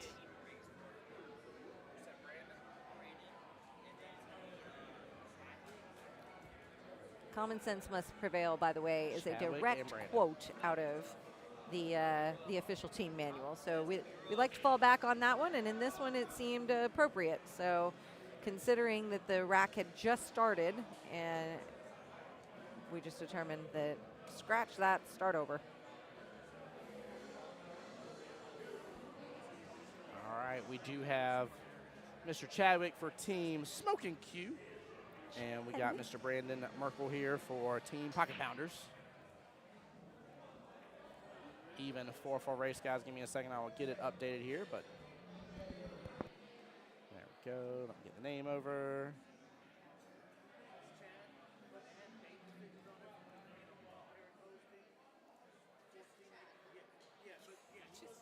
Just Chad? Okay. Those who know him and love him, call him Chad. All right, I like that.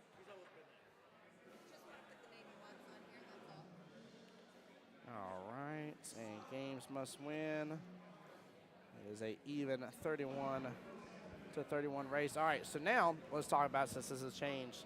So Team Smoking Q technically needs 10 points to win overall between these 2 matches. Now, obviously, if they get a win at all, it's over no matter what. But if they lose the next 2, 5-15, they still win. So they are still sitting in a great place here. Brandon has really got to shut down Chad here. So. Oh man, I thought you were talking to your friend Chad again. And then I thought it was the chat. And then I realized that we actually have a friend named Chad today. We have Chad on the table playing here. So you're not allowed to talk to chat in the chat while Chad is playing on the table, because that would just be too many Chads in my life. And I'm assuming you explained to Cammie about the common sense situation. I know I I had did, I mine. did, I did. I figured. I don't know if I can put it in slow-mo, but I'll try to. I'll see if I can, Laurel. Yeah, if the stick touched anything, got a re-rack. Yeah, that's what the common sense was that we did, was that it was a complete, it was a malfunction. Like, there was no Yeah. no intention or anything crazy behind it. It's just it's such a one-off situation that even Mike and Kelly, who have, I mean, how many years ago have been league operators total, roughly? 6. 6 years. 6 years in league operating.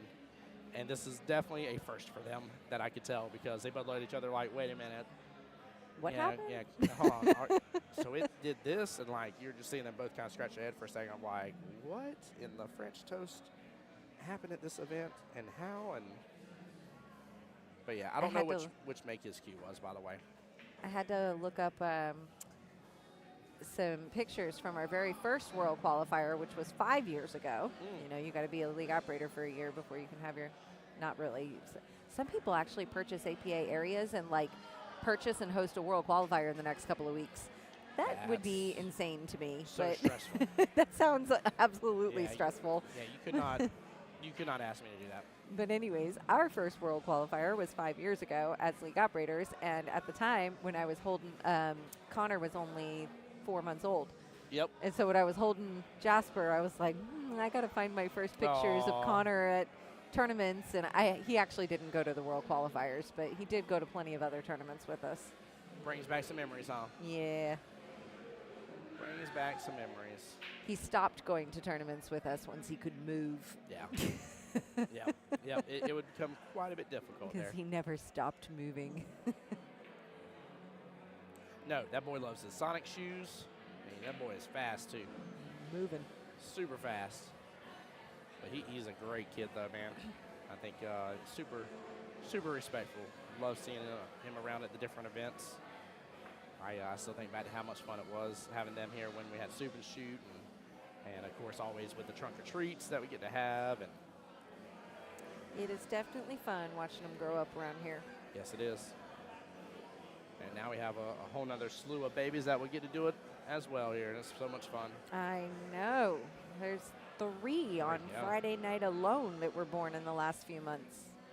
That's crazy.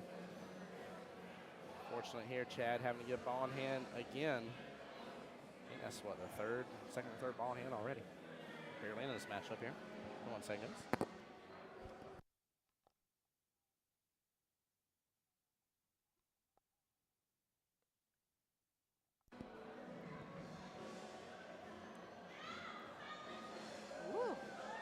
Getting rowdy over there. I know, I was just thinking that. I was like, that house going to come down over there next door. Oh, I think that was a match. Oh, was that? Oh, Yeah. I thought that was because the Disco Inferno going on over there. Oh, no, I think that was somebody yelling at a 9-ball to get in there. I mean, we do have to be real here, right, Kelly? We are at the point of, A, it's been a long day. B, somebody's going home after this and will not be returning for day 2, so there is definitely going to be a little extra passion poured on top of everything tonight, so I would not be surprised. There are a subset of teams here who took the hardest path on the bracket, and I feel for you guys. All 3 rounds. Yeah, if you were in round 1 and won round 1, if you were the winner of round 1, then you played again in round 2, and if that didn't go very well, then you had to stay and play tonight. So if you win, lose, now you're playing. So that's a long day for those guys. We know that. I feel for you. If you were here in round 1 this morning and you won, then you got to take a 2:30 break and come back for the 7 o'clock round. So that's not too bad. And then if you were here for the morning and lost, you got to come back for the 7 o'clock round. Absolutely. Wait, I didn't do that right. No, if you were here in the morning and won, yeah. then you went to the next round. And if you won that one, then you're done for the day. Yeah, you're done for the day. Yeah. Yeah. It was the round 2 guys that if that was their first one and they won that one, then they just come back tomorrow. Yeah. All Yep. right. Yeah, there's a very small handful that only played 1 round today. Yes. Yep. Very, very small. I know the Donnie Eaters were one of them because Harold was looking at me. I was like, yeah. I was like, y'all won, right? She's like, yeah. I was like, cool. See you tomorrow noon. She's like, what? I'm like, unless something's changed. I said, I'm like 99% sure. I was like, double check your bracket so I don't tell you wrong. to make sure nothing magically has changed. I said, but teams that won the second round don't come back till tomorrow. And sure enough, they pulled up and said, yep. And I was like, I remember some things. Robert, I don't think the drawing has happened for the secret word for round 2 yet. I need to get the rest of the names from Yeah. JT because he tallied for me for a little while. We may have to have that for you tomorrow. Just to be upfront. Maybe I'll post in the morning the winner of round 2 secret word, and maybe we'll pick up a secret word for the noon round tomorrow, That'd be good. which I could tell you guys all on the Okay. live stream when we get started. That's true, because I won't be here. Because Tim won't be here. I won't be here to start. I will be at church playing the drums, and as soon as I can book it on over, So we can even Boogie, woogie, practice together of how we're going to convince him to say the secret word. oh, there we go. We got to pick it, though. Definitely one of my world famous catchphrases. I feel like we should just put out a secret word right now.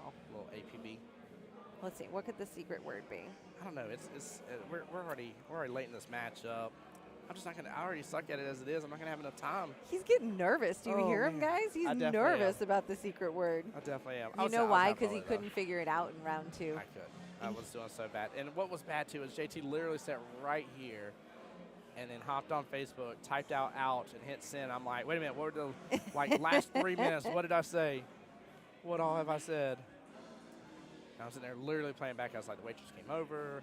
This is what I said. This is what I did, et cetera, et cetera, et cetera. And I'm like, I still couldn't think of it. And it was, literally, it was the sentence right before the waitress came over. Right before. That's why when you said a small miss, I was like, I did. It was a small miss that he had. It's if you don't know what we were talking about, we put out a secret word earlier today, or I think we did it. No, we did it yesterday. Mike and I put Yeah. out a secret word yesterday, and we didn't tell Tim about it. And it was a fun little game we played in the first round where every time Tim said the secret word and people commented, then they got entered for a free singles board. Tim didn't know anything about it and figured it out in round 1. And then in round 2, he was looking for the secret word and he couldn't find it. So he couldn't figure out what it was. He knew how people were responding, but he couldn't figure out what he was saying to cause it. Yeah, So. it cracked me up because Kelly had such a chuckle when I messed on phone. I'm like, what did I miss? Like, did I say this? Or like, what Well, did I do? I realized right away, I was like, oh no. Okay, the first secret word was every time Tim said the word snap, Yep. everybody had to comment, oh snap. And it became super obvious. Like, obviously he's saying snap, people are saying oh snap, and it was easy. Yeah. So then the second one we made a little harder. Yep. And And it was a good one though. It was I should have caught it. I definitely should have caught it. It was a catchable one. it was catchable, but Yeah. the world of lagging in the Yeah, internet, in real time, that helped us. Yep, it sure did. So I would say, so far, you have a point in the game and I have a point in the game. Oh, now it's definitely on. Now that you done provided a point system with it, and it's me versus you. Oh, snap. And I'm a league Okay. operator and you have to give me weight. Okay, I'm fine with that. I'm okay with that. So I have to be 1 point ahead. Is what you're saying. So like if You if got to we- win by 2. Ooh, No, I'm just kidding. it's tough. He's like, I don't want to It's win by tough. 2. Well, there's only 3 rounds left. So I gotta win. Oh, okay. Yeah. So we'll just play a straight up winner. But right now we're tied, 1-1. I'm down for that. I'm down for that. That's good. Might get the 4. No love for Chad. Well, Brandon is off to the right start on this race here of what he needs to do, but let's talk about this here, guys. Team Smoky Q needs 10 points overall without a win, and just any win gets them overall here. So these are both skill level 4s. So Chad, 6 points, 9 points, 12, 15, 19. That's the order for the splits here. And that'll make it go from a 19-1 to a 19-2 and so on. So that is what he is looking to do.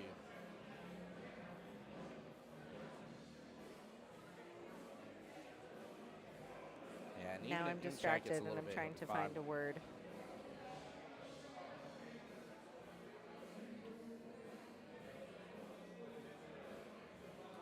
That's funny. She says, now I'm distracted. I'm trying to find a word. She's trying to go back into probably a previous stream, and I'm sure there's a chat GPT or something out there that has recorded every word I've ever said and probably could give you a breakdown of the percentages of how many times I've said a particular word. Well, that's the problem. problem. I'm probably not wrong. Is I'm trying to, there probably is something out there. But I'm trying to just think of it in my brain, and it's not working very well. Whatever it is, guys, it can't be boom goes that dynamite, because for some reason or other I have that stuck so far in my head that's going to be that at some point in time. And y'all can't do that one, unfortunately. Can't Well, do it. because and there's the other catch is it can't just be a word. There has to be a callback too. It has to be a callback, yep. It's a good try. Very good try by Chad. Ooh, I think I just came up with it. I think Marianne's over there we enjoying might have that fan one. for a second. Kelly, I will have my fan tomorrow, by the way. Really, Tim? You want a Yes. fan in here for tomorrow? Yes, ma'am. That's weird. It's hot. So hot.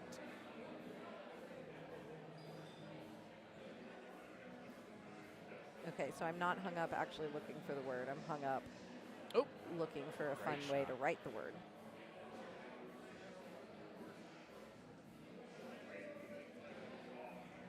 he's got a tough cut for that 6 ball here. Yeah, not even really a cut. He's actually may just need to go for the bank here. It may even work as kind of a two-way. A nice little force follow here. Go for the bank, get it back downfield. He went for the cut. Oh, we got it. What a shot. Well played, Chad. Golly, that was very tough. Very, very tough. Nicely done.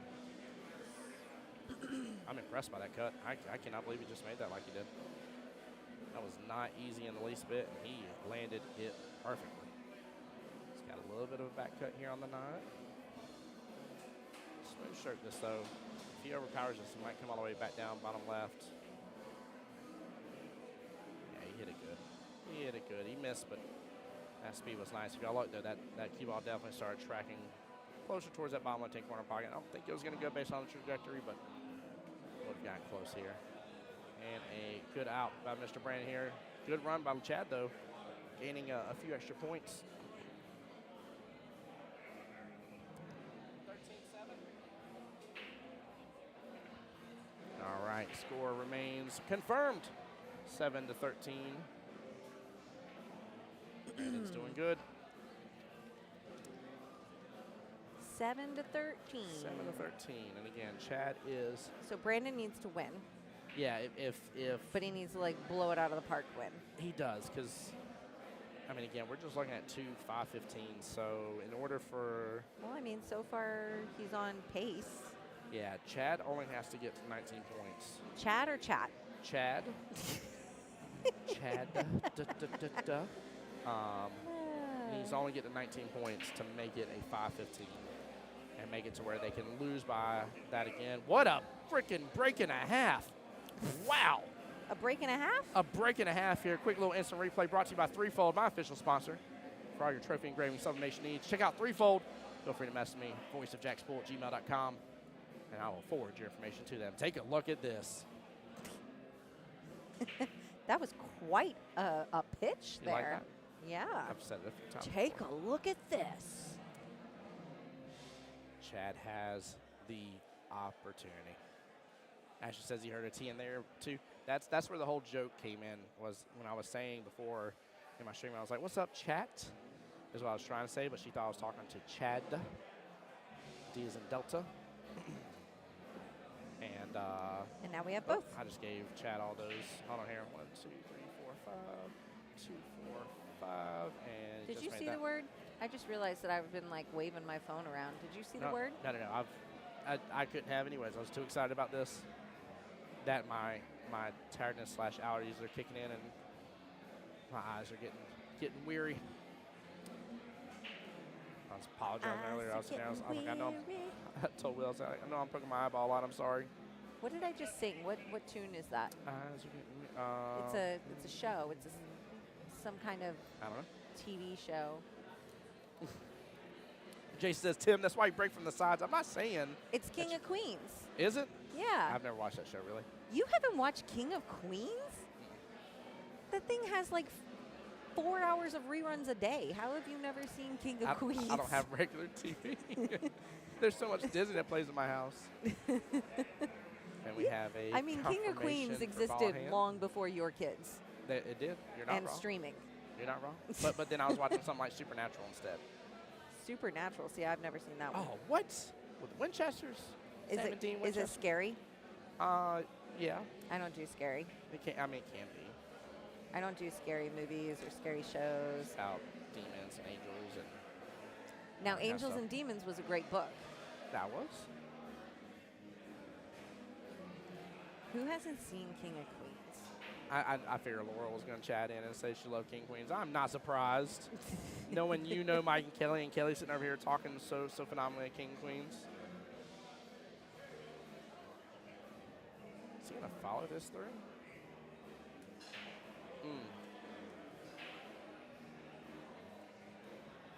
Yeah, I don't know if I actually agree with that setup there. I felt like they, I really feel like he should have been almost straight on. Normally I like that option, but I feel like he should have been straight on, hold it back just a tiny bit, taking the 8 in the same top right corner pocket with where the 9 was.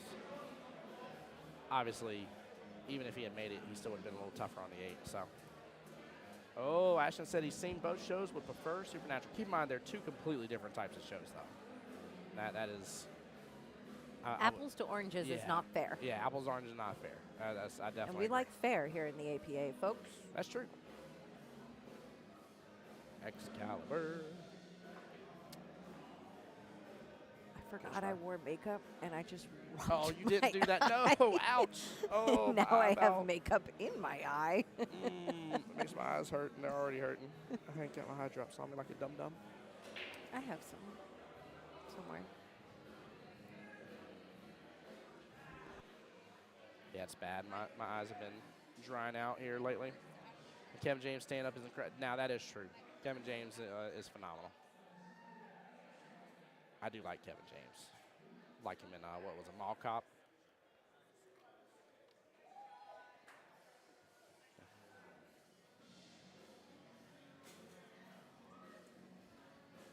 Yeah, very different shows. That's right, Ashton. Very, very different. Oh, yeah, Kelly bringing out eye drops. What's bad is I usually keep stuff in my car regardless. I normally have gum. I normally have throat lozenges of some sort.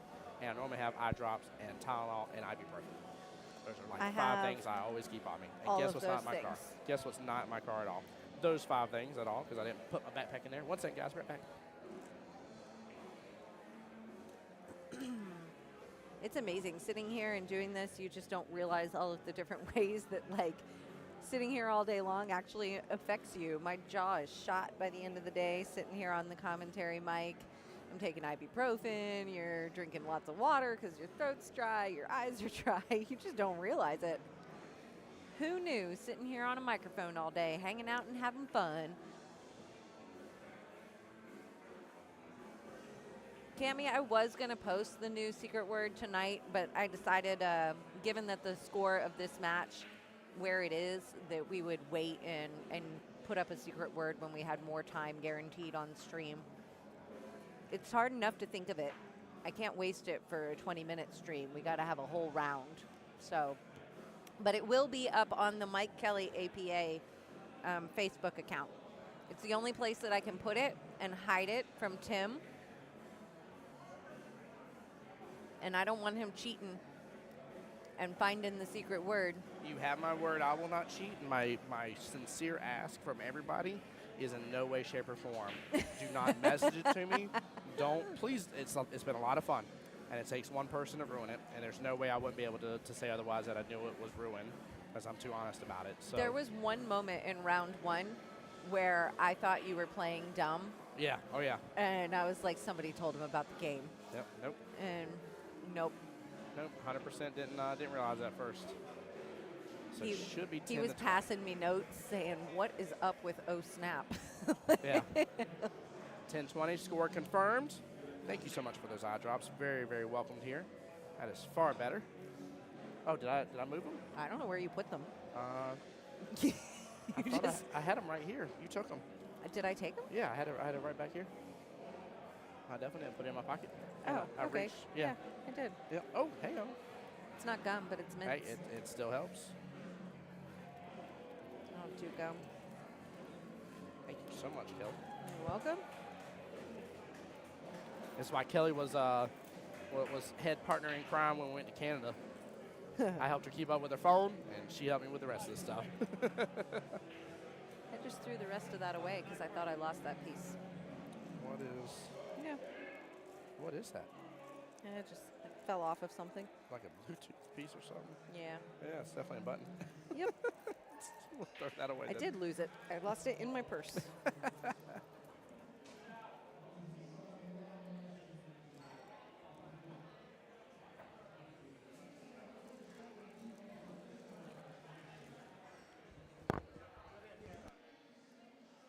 Very nicely done. But yeah, please, guys, we had a lot of fun on that day.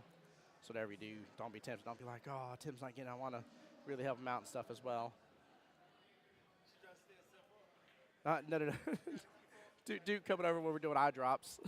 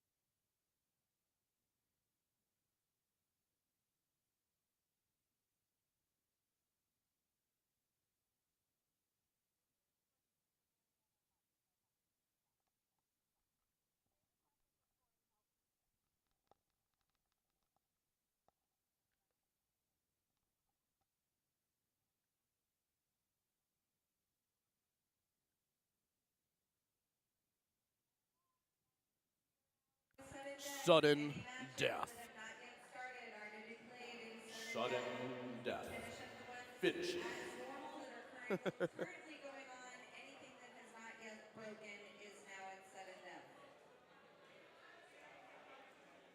right, I think I got the score up to date now. I know I missed one here, but it was Brandon's shot just a second ago, so. Oh, he just hooked himself back. That is Chad at the table here. Chad at the table. With an epic mustache, by the way. Hey, welcome back, Kelly. Hi. How you doing? Okay. Love seeing Duke, by the way. I was over there picking on him earlier today. He's been a very big supporter of APA. Yes. Oh. Cheyenne throws his hands up. It's good. Goal. Touchdown. Right. That was a 3-point touchdown field goal. You like that? Yeah. Somebody's going to be like, Tim? I'm like, yep, I did it on purpose. Don't you worry. Oh, man, that was funny. I like that reaction by Cheyenne. That was good. That's for his own teammate. Doing a little force follow here, and it's a little bit on the side of it. He might be he's in the way of it. Yeah. There's Miss Tiffany. She said, I left cue ball to come to another pool hall. How about them apples? That's funny. It's so good. Is this guy charged yet? Almost. Yeah. By the way, do y'all have the other sheet? We normally, I don't know where it is. You know, the last time I saw it was Montreal. I've had it since then, 100%. You have? Yeah. Just we didn't have it in the other one either at A-ball. I'm like, oh, my cords are showing. I feel like R2-D2. My parts are showing. I noticed it earlier, and I wondered if that was the case, if it's just gone. I guess we need a new one. Yeah. There is a, hang on. 7 balls on the break would be like a quarter of my match. That'd be wild, wouldn't it be? Oh, Jason, you said you made 7 balls on the break and 9 ball, and you made 6 balls and 8. Get out of here, Jason. That's wild. Oh, hey, that'll work. We'll just do it later, I guess. Yeah. Yep. All right, timeout central here. We got to be getting close to that timeout being done, though. And timeout's done. Whoops, Oop. sorry. No, you're good. Sorry, I have a habit of like having my elbow right here, by the way. If it's in the way, you let me know. No, I just can't sit still, and I keep tangling cords and tipping chairs and getting stuck. Oh, good try. Good try. tough cut here option on the 6-ball top right-hand corner pocket. Yeah, he's going to do a little stretch here for that as well. Luckily, he's pretty tall, so he doesn't have to stretch too much, and it goes. I mean, it's got a line of sight here. Overcut it. And doesn't get into that bottom left-hand corner pocket. And not a bad leave. Again, Chad is trying to just put his mean nails in the coffin, if you would, against team pocket pounders. So every extra point that he gets in the split is good. Pocket pounders has to get a win for anybody just joining us. This is matchup number 4. Where's Chad at right now?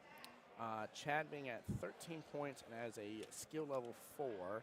He is sitting in the 17-3 split. So he is guaranteed Smoking Q to be at least at 44 team points overall, meaning they would need to win, or they could lose 13-7 in the last match.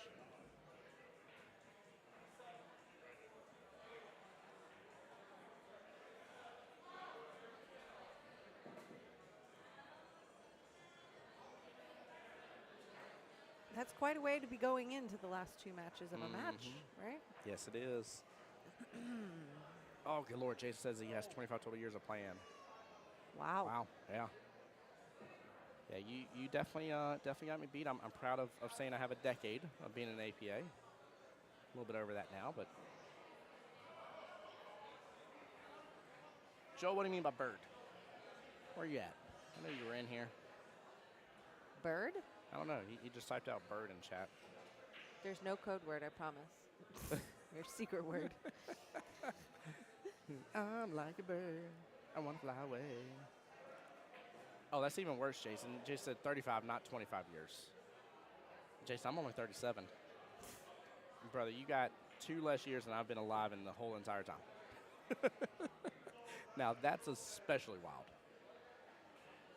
Jason was saying earlier how he has made 7 balls on the break in 9-ball before, and he has made 6 balls on the break in 8-ball before. Wow. 7 balls in 9-ball on the break. I'm happy if I make more than 1. Half the time, I'm just happy to make 1. Right. I'm going to multitask here for a moment.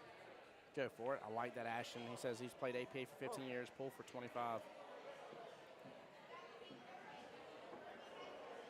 Should be 17-23 here. We'll get a confirmation. Ash says, I still don't know how to shoot through a ball. That's okay, buddy. We'll get you there, man. We'll get you there.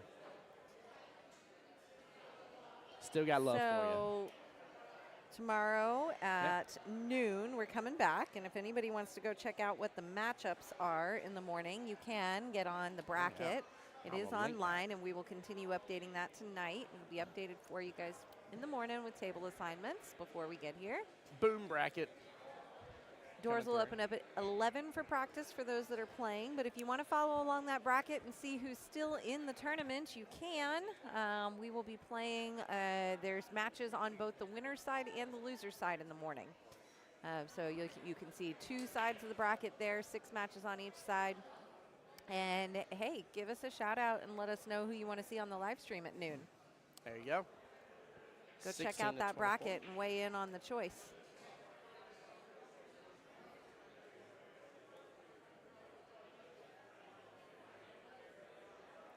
(16-24) is the current score here. Nothing on the break. A little bit of an open table, but a tough cut here on the 1.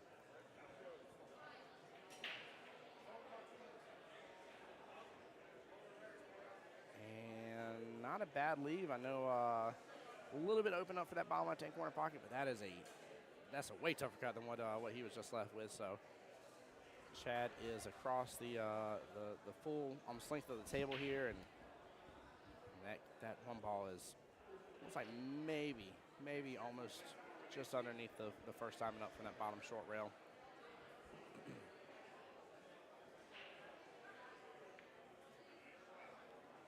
And he lands it perfectly. What a tough cut, and he gets it so nicely. Very, very well played by Mr. Chad there. Now, Jason says something that I'm going to tell you doesn't shock me. Hold on here.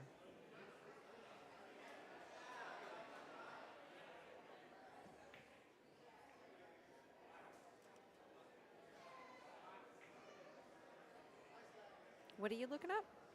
Sorry. I might have received a message. So Jason said something in chat. He said when he had made 7 balls on the break, he was still hooked afterwards.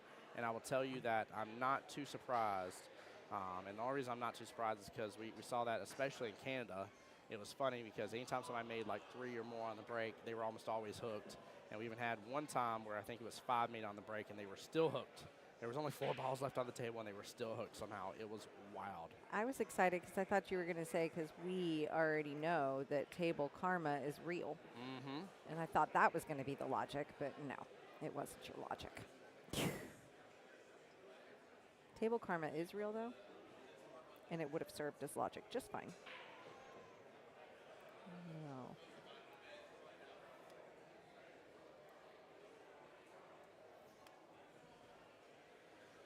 Let's see. It is sudden death already now, and I don't think any matches have ended yet.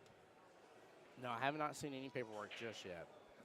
It's so funny, though, and I forget this part, but we talk about it every time. Yep. Matches get longer as the tournament goes in. Deeper they you do. get, the longer the matches get. So right now, you know, you're getting to the top tier of the World Qualifier teams, and those matches are going to go hill, and they're going to, you know, well, not hill, but you understand what I mean. They'll be very close. They will be, yes. I am not going to whack my head on this today. Laurel, I know you did not just quote Family Guy. She said the secret word is bird because it is the word. Bird, bird, bird. Bird is the word. Bird, bird, bird. Bird is the word. Bird. Sorry. That's from Family Guy? That is from Family Guy. Yes, ma'am. I guess I just know it from Mike. He is your Family Guy, so I mean that makes He's complete my sense. Family Guy? He's your Family Guy. I never really watched Family Guy. Laurel says, I sure did quote it. You darn Skippy. Should probably agree with you about Mike being my Family Guy, too. I got to do a little Cleveland. I know everybody. Oh, that's nasty. Uh-oh. There it is, guys. The late night hour is here. Oh, yeah, the shenanigans. Why did you have to say it? The late Laurel night. started it. It ain't my The fault. late night show. I've done so good. Tried to. I did warn him earlier though. I was like, my voice was going a little bit, and I said, you know, I was like, please forgive me, guys. I was like, it's been a great day, but a long day, but a blessed day. I'll take this day any day of the week I can. That's one of my favorite times to be on the live stream, though, is because it gets silly. It does. Silly is fun. She said Mike did sing that song repeatedly. That's funny. Lisa in chat says, you got this, Brandon. Let's go. Showing Brandon love as you should. I'm definitely off on score. Don't mind that, guys. I'll get it updated here in a moment, but I'll keep track of it as best I can. No, you should mind it. You should get on him. Don't allow that kind of crap around here. Don't let that kind of- she said crap, guys. I know, that's like PG for me on here. That's PG-13. For me, yeah. That's like adding Tabasco sauce when you only meant to add just a little sprinkle of some black pepper. Hey, but we did just establish we're in the late night hour episode. That is true. That is true. It's after 10 o'clock. This is The Voice After Dark. It's evolved. If you haven't been with us for a while after 10 o'clock, it's evolved, guys. Yep. Sun goes down and silliness starts to shine. What was that? I have How did no I come up idea. with That was weird. That was phenomenal. Phenomenal. That would be a good one. Oh, Lord, I say it so much. Oh. That part is, too, that's an easy one to absolutely that I wouldn't figure out, and I can tell you why. Because I do say it so much, and with the lag, it would so hurt me so badly. I would definitely be very confused. I'd be like I said, this. And the bad part is I'd repeat it all back, and I'd say phenomenal, and I'd still get messed up even after they give the trigger word back. That's because your phenomenal would come with like, oh my Lanta, did you see that shot? It was phenomenal. Holy cow. And all of those words would come every time, and you wouldn't be able to figure out which one it was. I have gained the habit of saying, oh my Lanta, because it's silly Dominic Dunn of all people, goober.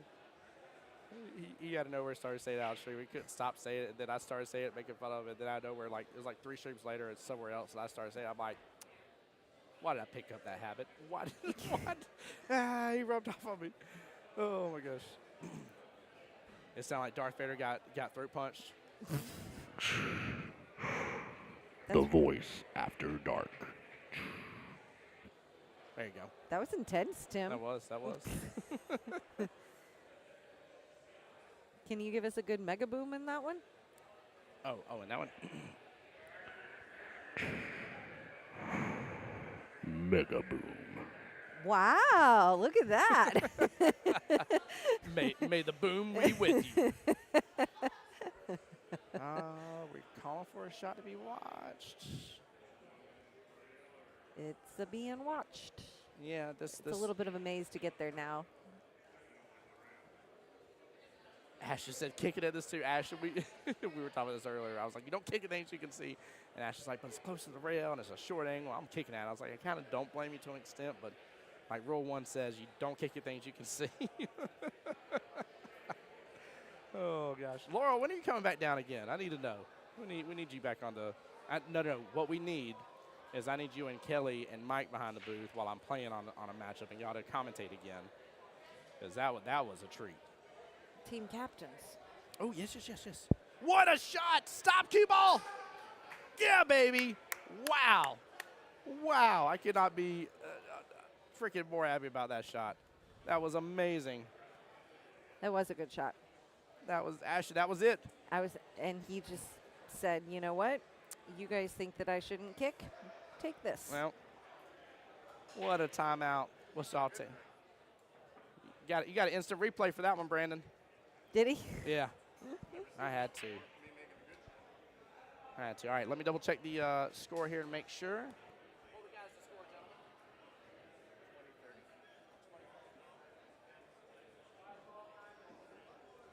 All right, official certified score now is 20 to 30. Now, with that being said, if Brandon gets one on the break, it is over for this matchup. We go into our last 5th matchup, sudden death.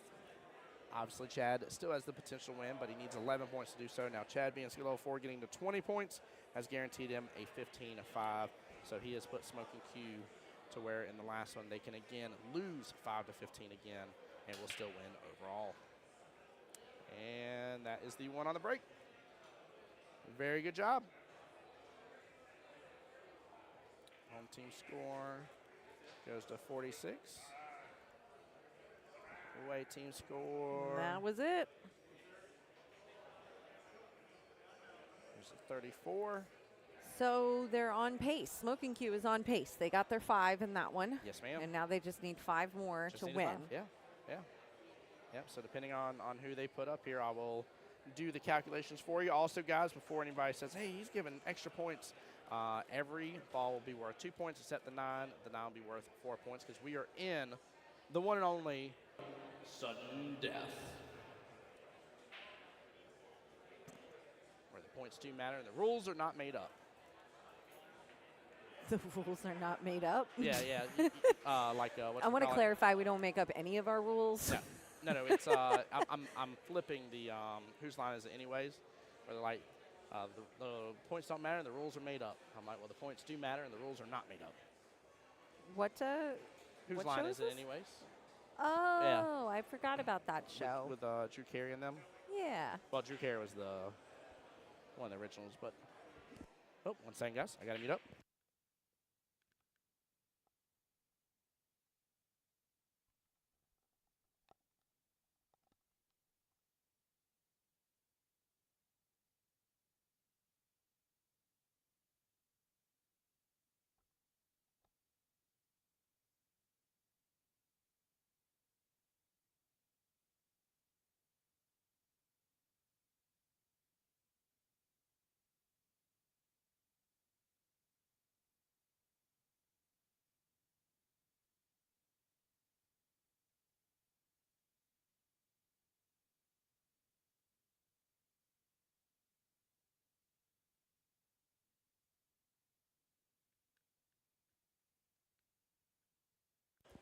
Laurel said, thank you so much for the nice comment, Tim. I had so much hanging out with Kelly that night, and I felt completely flattered that she invited me in to sit with you, or sit for you. Absolutely, my dear. It was my honor and pleasure as well here. It meant a lot to me. It meant a lot. I don't always get to play a lot of matches and stuff just due to the field that I'm in. And when I do get to play, it's a lot of fun. So I'm waiting to see here kind of what they're discussing. Give me 1 second, guys. I'm going to mute up, try to find out here. Give me 1 second.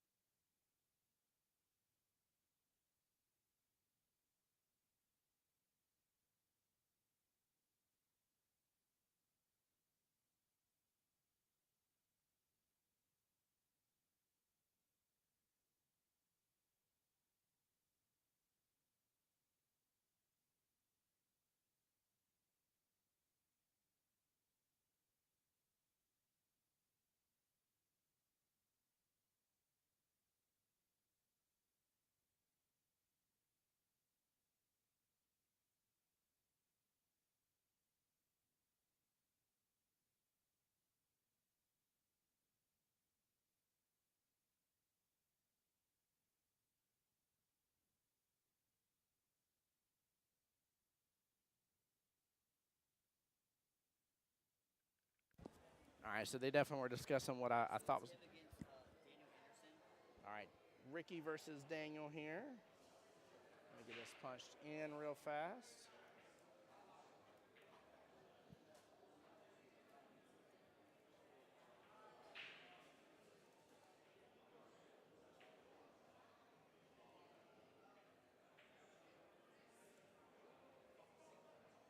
All right, here, and so Ricky is a 4, and he has to get a 5-15 to win. So 19 points is what Ricky has got to go to.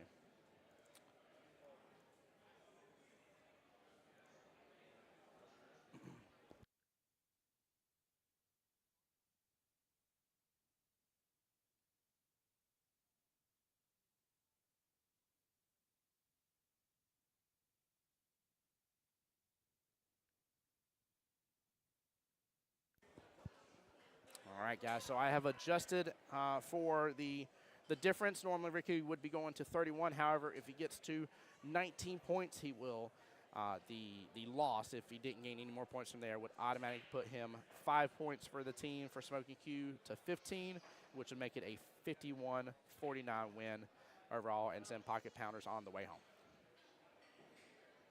So we got Daniel there in the green tee, and Ricky coming over here in the blue short sleeve.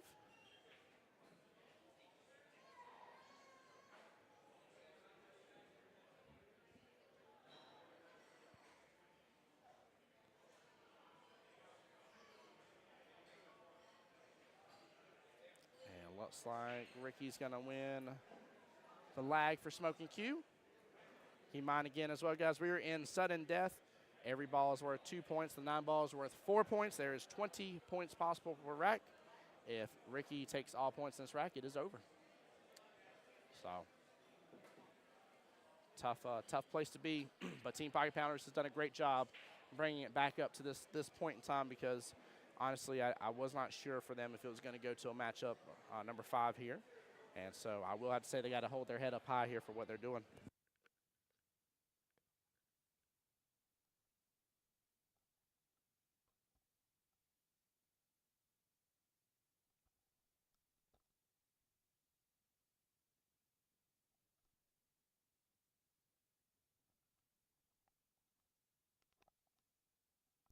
Okay. You good there? Yeah. Okay. Sorry, thanks for letting me rearrange here. Yeah. So Kelly, I got it updated now on the matchup here. Smoking Q again only needs 5 points to win. Ricky only has to go to 19 points to do that. 19. Yeah, he's a skill of 4. Would normally be going to the big 3-1 Oh, so you've just put the 19 in Just there. put the 19, yeah. Yeah. Yeah, because it'd be over then, so.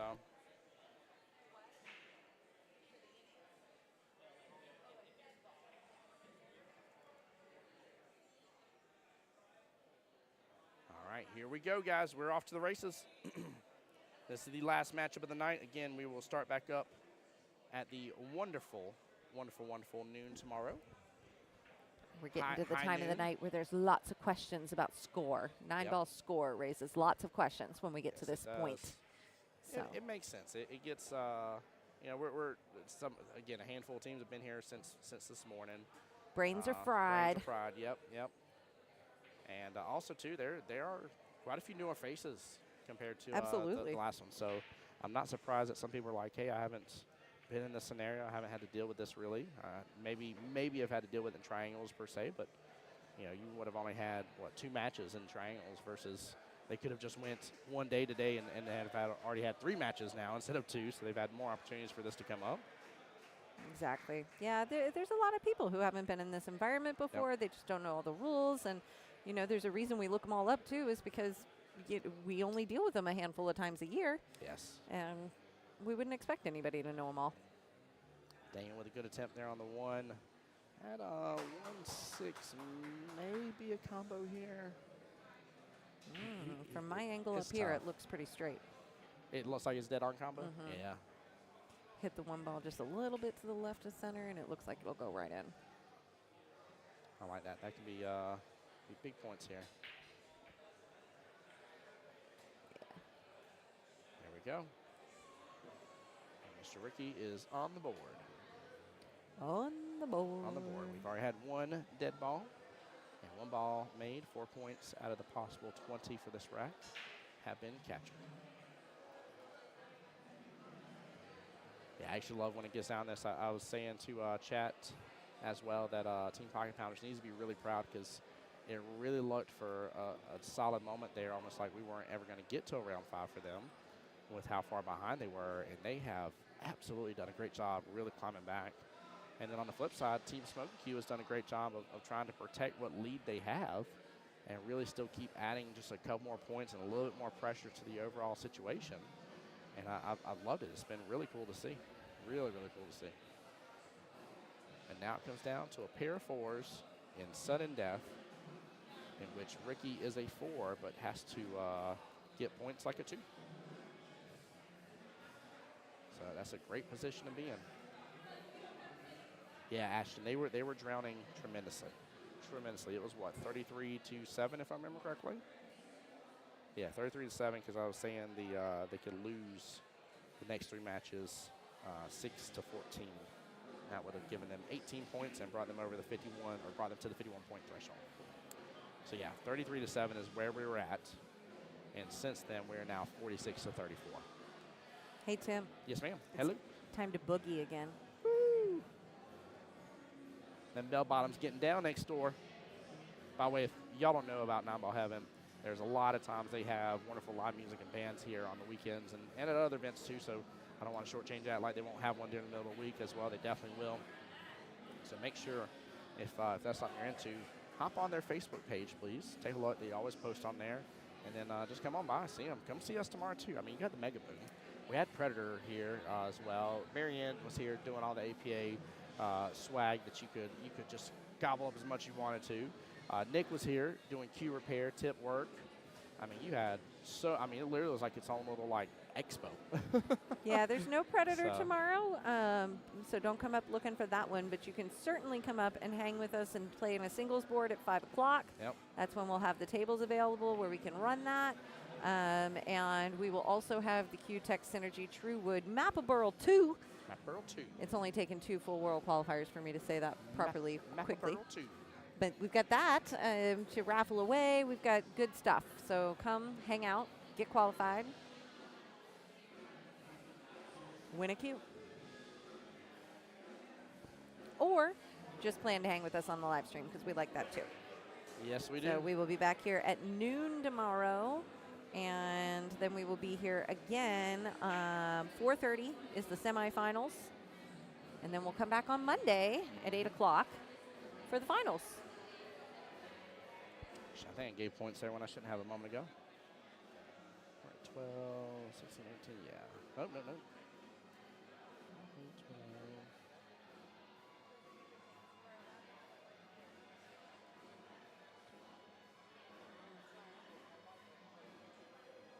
Yeah, I think I got it right now.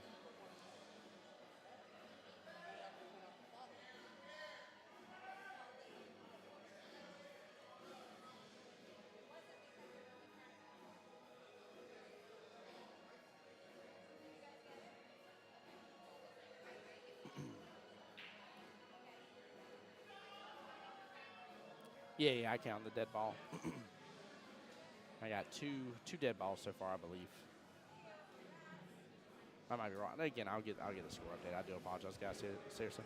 Tap it or smack it is moving on. Oh, Tap it or smack it is moving on. FBRD is not. I missed the FBRDs. It was good having them. It was good to have them on the live stream. Good old JT and team. There you go. I try to give you a little more slack there. Ain't much. Good try on that 7. I guess there's an argument to be had here for hooking that guy up over here when we're here. Oh yeah, true. I can. Yeah, we'll switch. Remind me, we'll switch that tomorrow. I can do a little swap-a-root with our sound board. In case y'all are hearing all the extra music, because I know you are a little bit in the background. That is the live band moving and a grooving. That's the boogie. That's the boogie. The boogie nights. They're having a good time too. They're getting some good cheers over there as well. I like seeing it.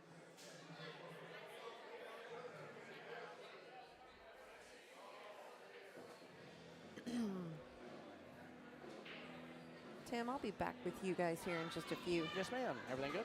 Cool. Never a dull moment for Kelly as a league operator. I will say, guys, too, as well, if y'all can start doing us a tiny bit of a favor, though. We don't mind people coming to the live stream when they absolutely need to, but if somebody's at the control desk and you're able to ask them over us, please do. Kelly has been trying to get some live stream action time when she can and be here, and unfortunately, she does get taken away from time to time for questions and stuff like that. Not to say it's not necessary. Sometimes it is. Sometimes there's nobody there. Stuff happens, but definitely give her a chance. So we'll get a score confirmation here in just a moment.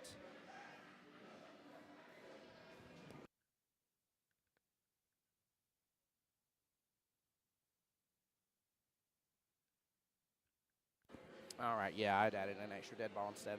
That's where I went wrong with it. It is 14-4. Ricky for Team Smoking Q here, needing only 5 total points altogether.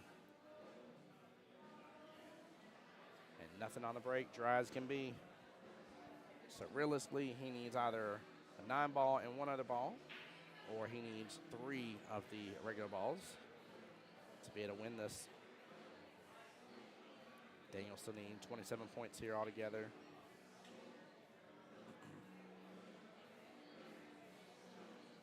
Ooh, that one's about to open up real good for Ricky here.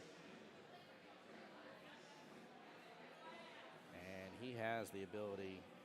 I'll switch camera angles here to show you, but I think he has a good window there above where the 7 is to be able to get that 2 next. And he might be able to pull this off here, go and get 2 of these points for sure. And look at that. If he can be on the right-hand side of that 7 ball, and he definitely can be.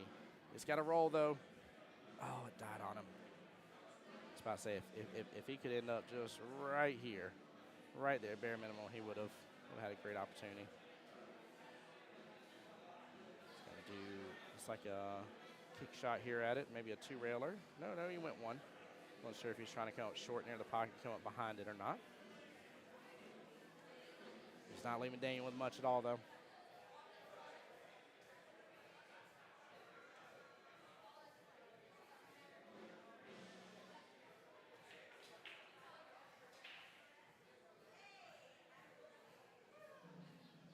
What a cluster here, but that may work out in favor for Mr. Daniel. He's not really leaving Ricky with much of anything at all there. Wow. And guys, again, for somehow or another, if you don't know who I am, name's Tim Jones. here at my wonderful home location with Jacksonville APA, the Voice of Jacksonville Pool. I do appreciate every single one of y'all, every single time you come and chat. Even if you're just lurking in the background, you don't say a word. Even if you just hop over real quick here because you're busy, you hit just like on it. For those that come in, do the whole kit caboodle, comment, like, share, go sub to us on YouTube as well. I appreciate y'all so much from the bottom of my heart. You make all these events wonderful and phenomenal and so much fun. All right, nice little timeout here. And a fortunate 7-ball first. And Daniel's going to do the proper thing here, double check ball in hand. And he's got to take advantage of this here, in which he's got some semi-low hanging fruit here. Brian over there in chat says, smoking indeed. Smoking indeed. It is 3 to 25 left in this race here. Again, everything is worth 2. 9 balls worth 4 points. There we go. We got the for sure low hanging fruit here, and here's the rest of it. Ooh, small miss there on the 4. Good try. Didn't leave it in the best position for Ricky either. Ricky could go off of a bank shot here with this, but he really needs to let that shot develop and open up here. That is a very tight angle right this very moment where it is. Oh, went for the cut. And gets a pretty solid lead out of it. Now, Ricky may be able to just, Daniel may just be able to clip the side of it here, hopefully not get ball in hand. And he did so. And he's going to lock it up for Daniel right back. Not a bad leave at all.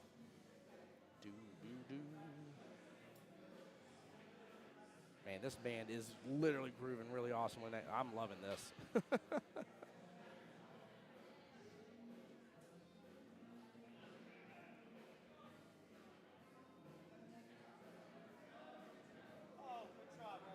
Oh my gosh, he was so close. What a good try indeed. Wow, almost flipped it. Here goes Daniel's opportunity again with the ball in hand. He was able to secure at least 2 of the balls last time. It was 4 points. He might be able to pull this off again. I think there's at least 2 for sure low-hanging fruit for him. Oh, he drew into it.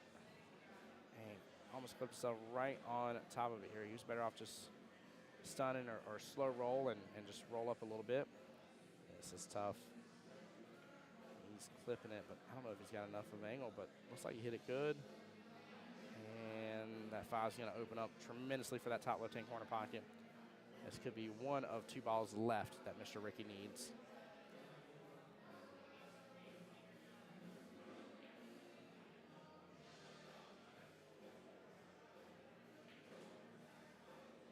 And he gets it. 1 more ball left to go here. And Team Smoking Q moves on to tomorrow at noon. They will be 3 rounds away from winning this all together.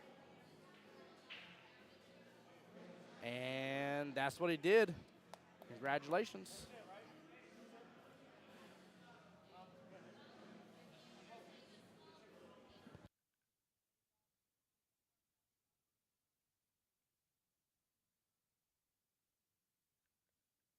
All right, guys, I see some team hands shaking here.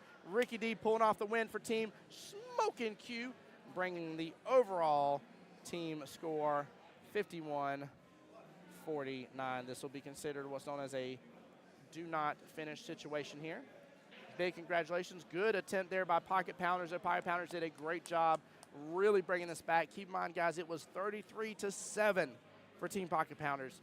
And they brought it back tremendously. They did a very, very, very nice job. Very fantastic. Good, hard-fought battle here. But Team Smoking Q moves on to tomorrow at noon, and we will see them here live as well, guys. Kelly did offer and say, hey, feel free to comment as well on a team that you would like to see potentially on the live stream table. The bracket, I'm going to link that one more go for you guys. It will be updated as everything finishes up. Guys, Tim Jones, the Voice Jacksonville Pool here at my beautiful hometown location in Jacksonville, Florida. Thanks to all you guys for making what I do possible. thank you for Mike and Kelly as well for the love, the support, and always allowing me to be a part of these streams, guys. It means a lot. If you love the stream, go tell them, show them love and support. I'm tired as can be. Been up since 7:30 this morning. It is time to call it a night, to be up early in the morning for church, and then be right back here for a long day and finish it off again. Guys, y'all know what I have to say here. Take care. Be blessed. Get some rest. As always, I want to be the guy to get you to enjoy watching billiards again. We'll see you tomorrow. Have a good night. 12 o'clock tomorrow. High noon, baby. Let's go.